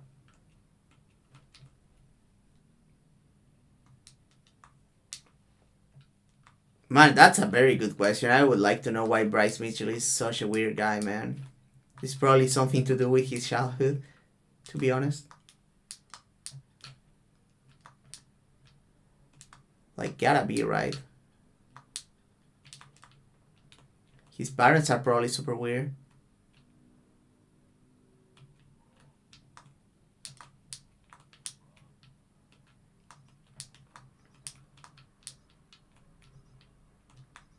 There's gotta be a coin somewhere here, right?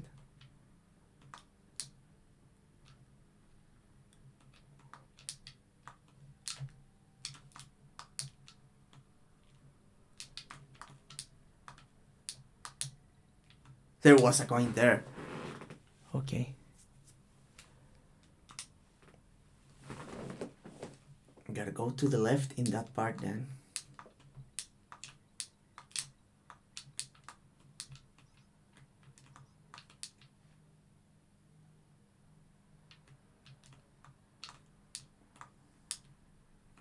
Hey, but to Bryce Mitchell's credit,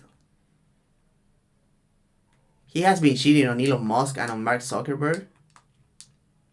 So that's cool, right? I hate those weirdos.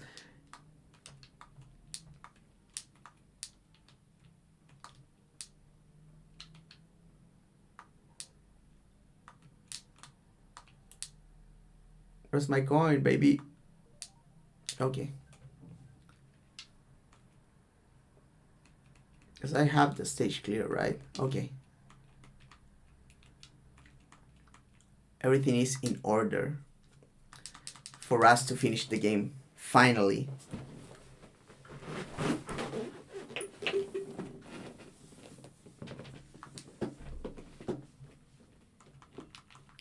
Yeah, I feel like if you never cared about your cage positioning, it's probably a bit hard, right?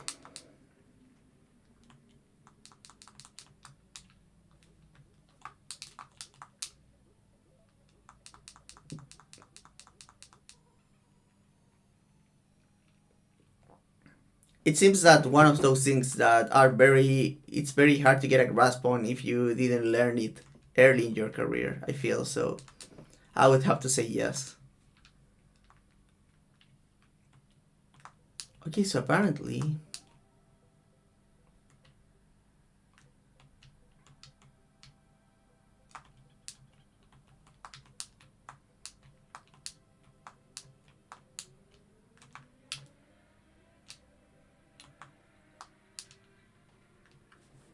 okay, that was stupid. I was trying to find like a secret.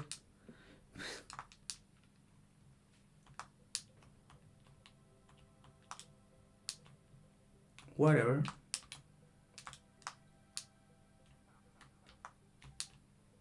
I'll take this. Thank you very much.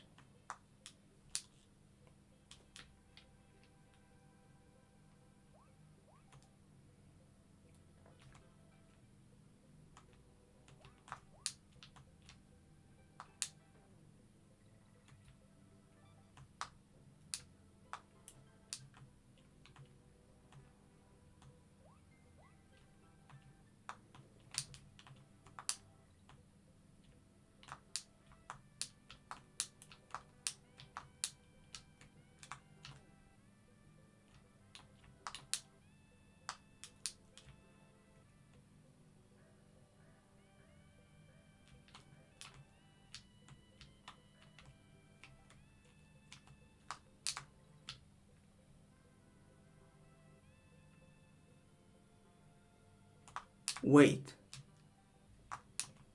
What am I missing here? Why do I feel like I should have squawks already here? What? Okay, I feel like something is missing here.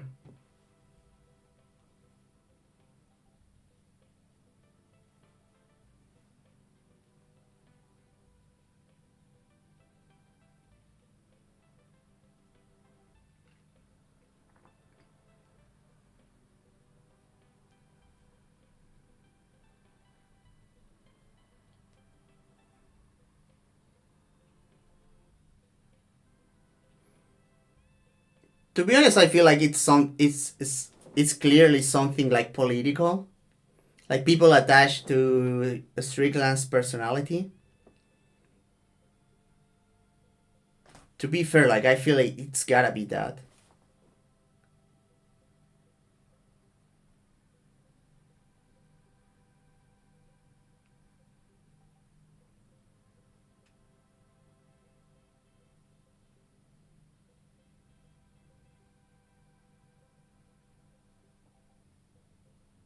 What? Oh. I mean, you gotta understand too that like being boring or not being boring, like that's subjective, right? So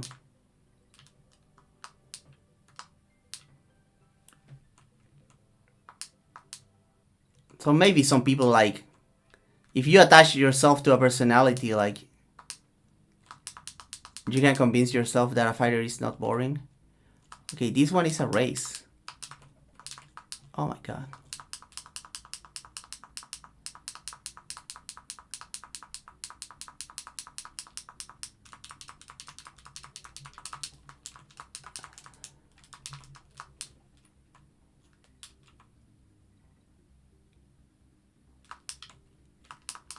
There are like some shortcuts with some barrels in this stage, but I don't remember them at all, so I have to win this one like fair and square. Oh my god. Oh no, he's so ahead.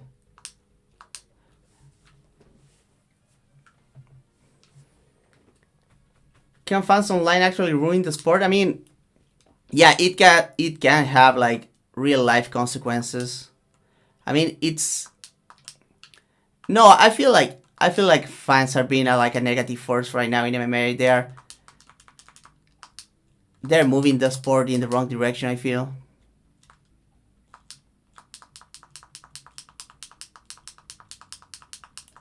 Oh my god.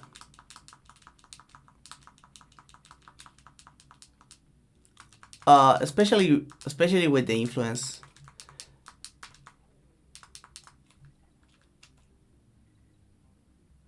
I think the problem is that the current landscape of MMA, like the fans, are falling for like the kind of right wing politics that are like conductive for a world sport.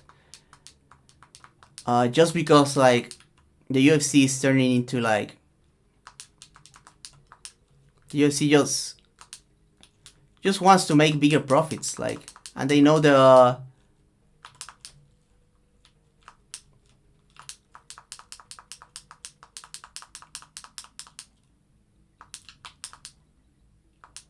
Oh man, I went. Oh my fucking god, yes!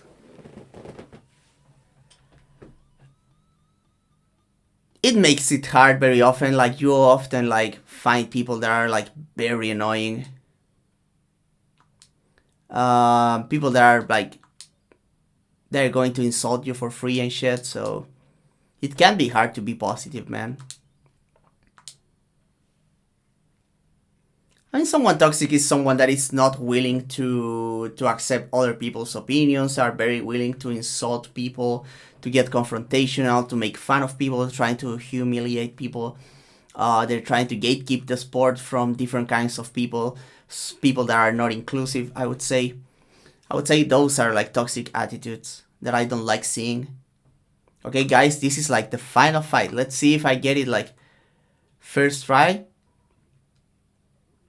or how long it's going to take me.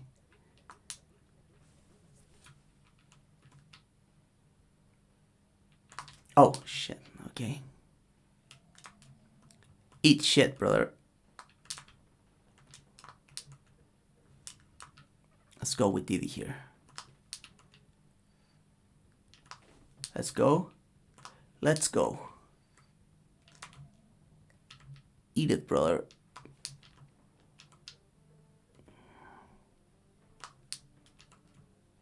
Okay. 1 jump, 2 jumps.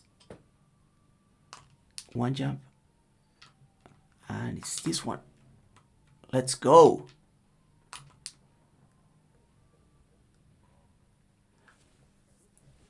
A gatekeeper is someone that is not willing to accept like new people into their hobby or their circle.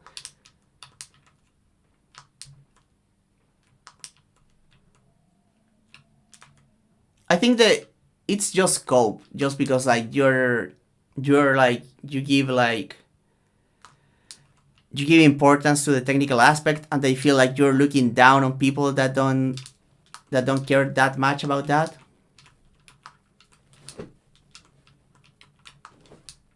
Oh my god.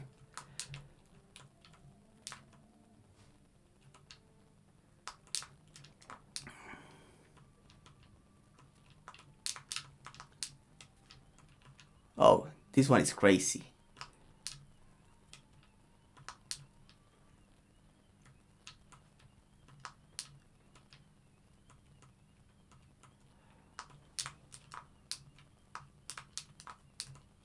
Oh my god.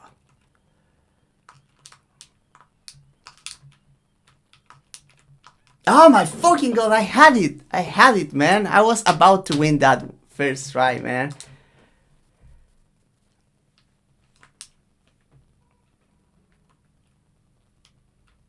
Some people feel like, and I understand why sometimes like the people that are like into analysis can be a little bit of gatekeepers. To be honest, you just played like a million times, man. I mean, there were magazines back then, but it was mostly like trial and error.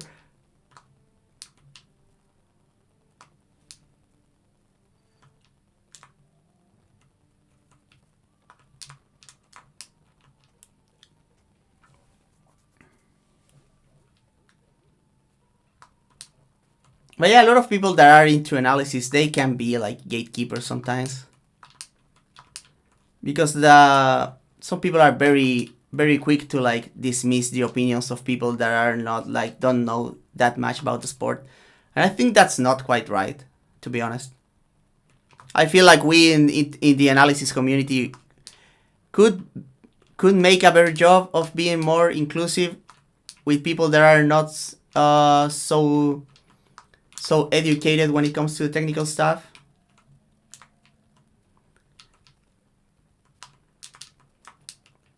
For example, I don't mind if anyone comes into this space to ask questions, even if they are like very basic questions.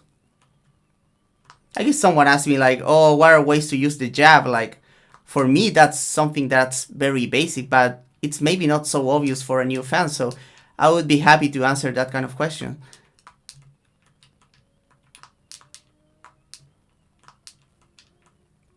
At the same time, it's a lot easier to be nice to people when they're like willing to learn or listen to you.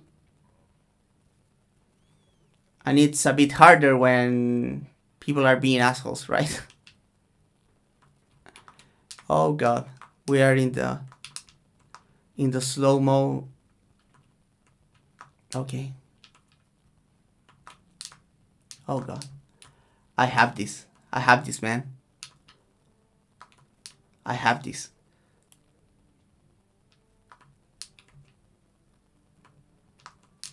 Okay, this is like cheating with Dixie. But I really want to go to sleep, so I'm not trying to win this one with Didi. I'm sorry. I'm sorry, my king. Okay, I will have to win this with Didi because... Oh my god. Please, please, please, please, please, please, please, please, please, please, please, please, please. Oh, got fucking killed.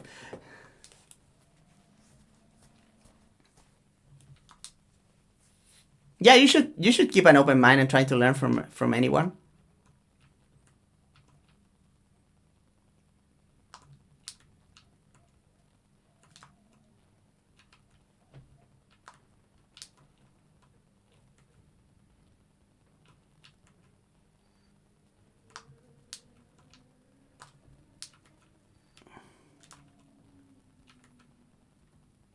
Yeah, I mean, I was when I was like more than 10 years ago, and I started reading. I was already training Muay Thai back then.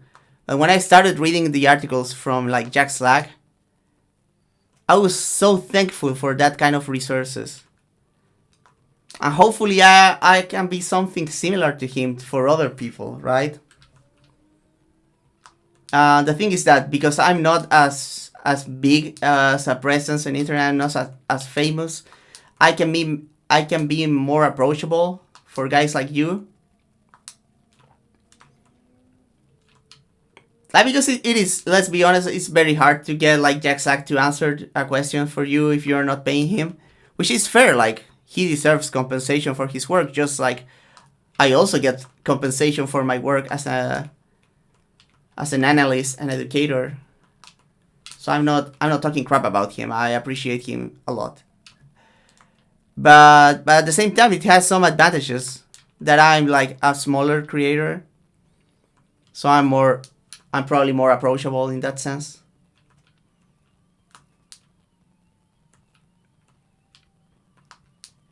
So maybe just as I learned from him back in the day, some people can learn from me, right? And I'm just not like just saying the stuff that Slack was saying back then. I have learned a lot by my own means and by my experience. I've been into fights myself, so I feel like I bring my own thing to the table too. Are you going to give me? Okay. Okay. Fuck off, man.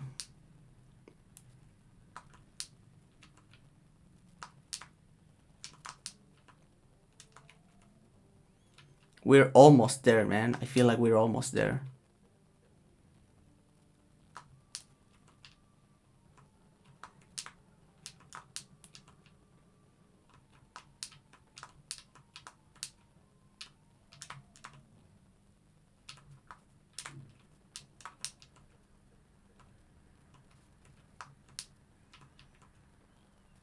I think I would try to make the roster. I feel like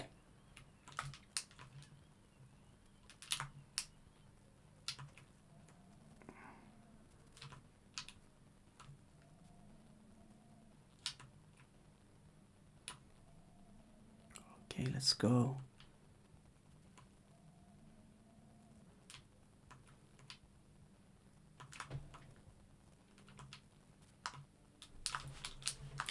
Oh my god.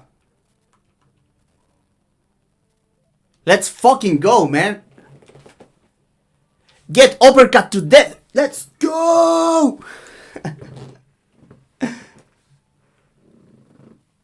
The point of Contender Series is to get talent for ship, man. To be honest, like, I would probably try to get the roster smaller just so fighters can fight like more throughout the year. All fighters. I would increase wages. I think better wages would lead to better fights, to better fighters, and to better fights. And yeah, I would get rid of Contender Series, to be honest. Like, the idea is fine, but the way they're using it is just to get people on the ship, and I don't like that, to be honest. Oh man, we finally beat Donkey Kong Country 2, man. We talk a lot about MMA here, so I appreciate that a lot, guys. Okay, around 2 hours, that's fine. That's what I wanted to do. Anyway, let's get into let's see the credits, okay? Let's see the credits because I just love the credits here. Manipulative matchmaking. Yeah, I mean, the UFC does that all the time, man. They just put you in fights that are not on your bare interests all the time. I feel like that's very clear. And guys, if you... Yeah, the UFC does that a lot. Guys, if you check this channel that I'm streaming on, the Fight Side Presents, you can find an interview that Ben Cohn did with Gray Maynard, and Gray Maynard talked a lot to him about how the UFC uses some fighters to punish other fighters that they don't like.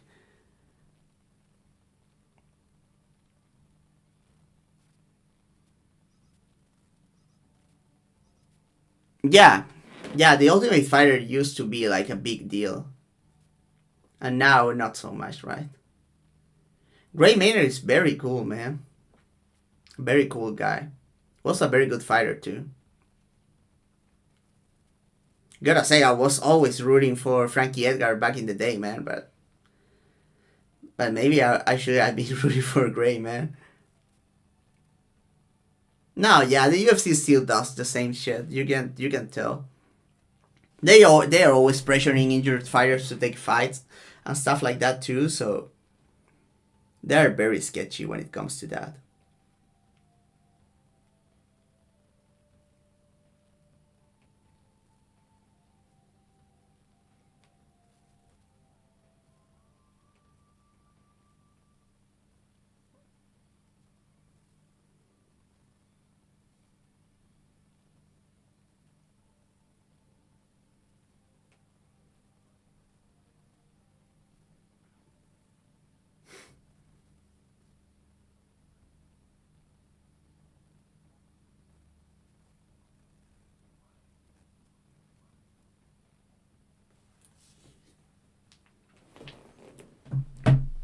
Uh, I wouldn't be sure, man. I wouldn't say so. Combat sports are a very sketchy space.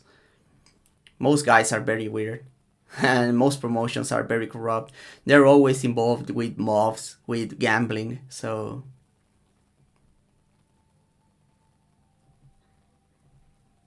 what BJ Penn grappling stuff? Does he have like a promotion for grappling? Man, BJ Penn is not right in the head, man.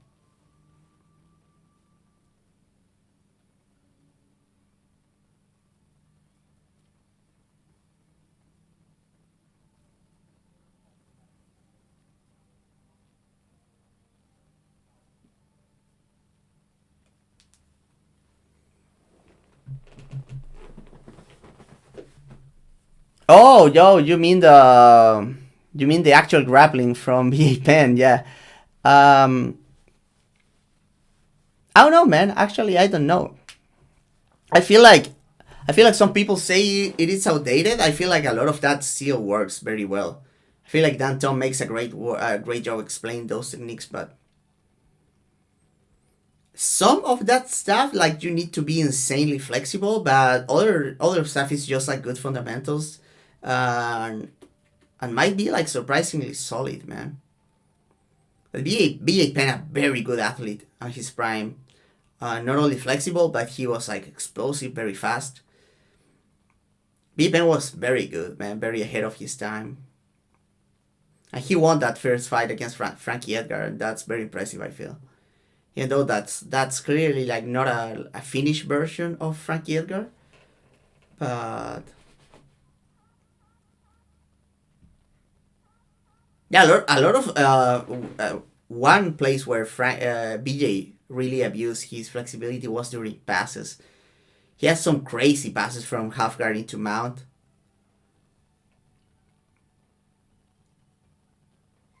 Like he can open his hips so much, so that's crazy.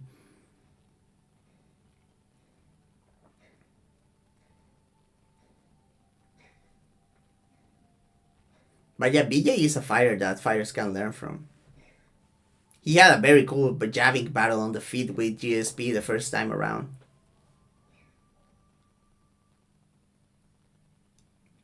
Oh no, the I haven't been grappling for like 4 or 5 years now, but yeah, I was trying to get better at half guard, but I was always more of a full guard guy. Uh, Originally I was like very old school, like armbar triangle omoplata. That was like my whole game of my back. But then I was trying to get more into like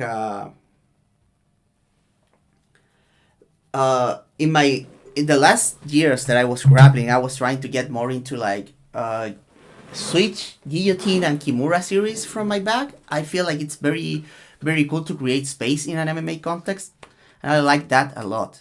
Especially with the guillotine and the Kimura trap, you get a lot of options to put on like butterfly hooks or push off the hip. So that I was trying to do that kind of stuff, and I was very concerned on getting back to my feet, because my initial like game from guard was like very old school, because I was like watching like fighters like Fyodor Emelianenko and Anthony Pettis, right? Guys were like strictly attacking from his back, and then I changed my approach. And as I say, I found this like series that it was like threatening the Kimura, and then using the Kimura to like posture wrap and grab the guillotine, threatening with the guillotine and use the guillotine to posture wrap, get deep into the Kimura, and then using the Kimura to get into the switch. And I was using that to like create a space and getting up. And you can also like always use the guillotine and the Kimura to put on a butterfly hooks or a knee shield to create space. So I was getting into that in the last time that I was grappling. Man, Lamas, all the grappling from Lamas is very interesting, man. He's very advanced as a grappler. Very good grappler, man. His fight against, it's a very late career performance, but his fight against Darren Elkins, no one does that to Darren Elkins, man. Even today, and it's been like 5 years since then, right?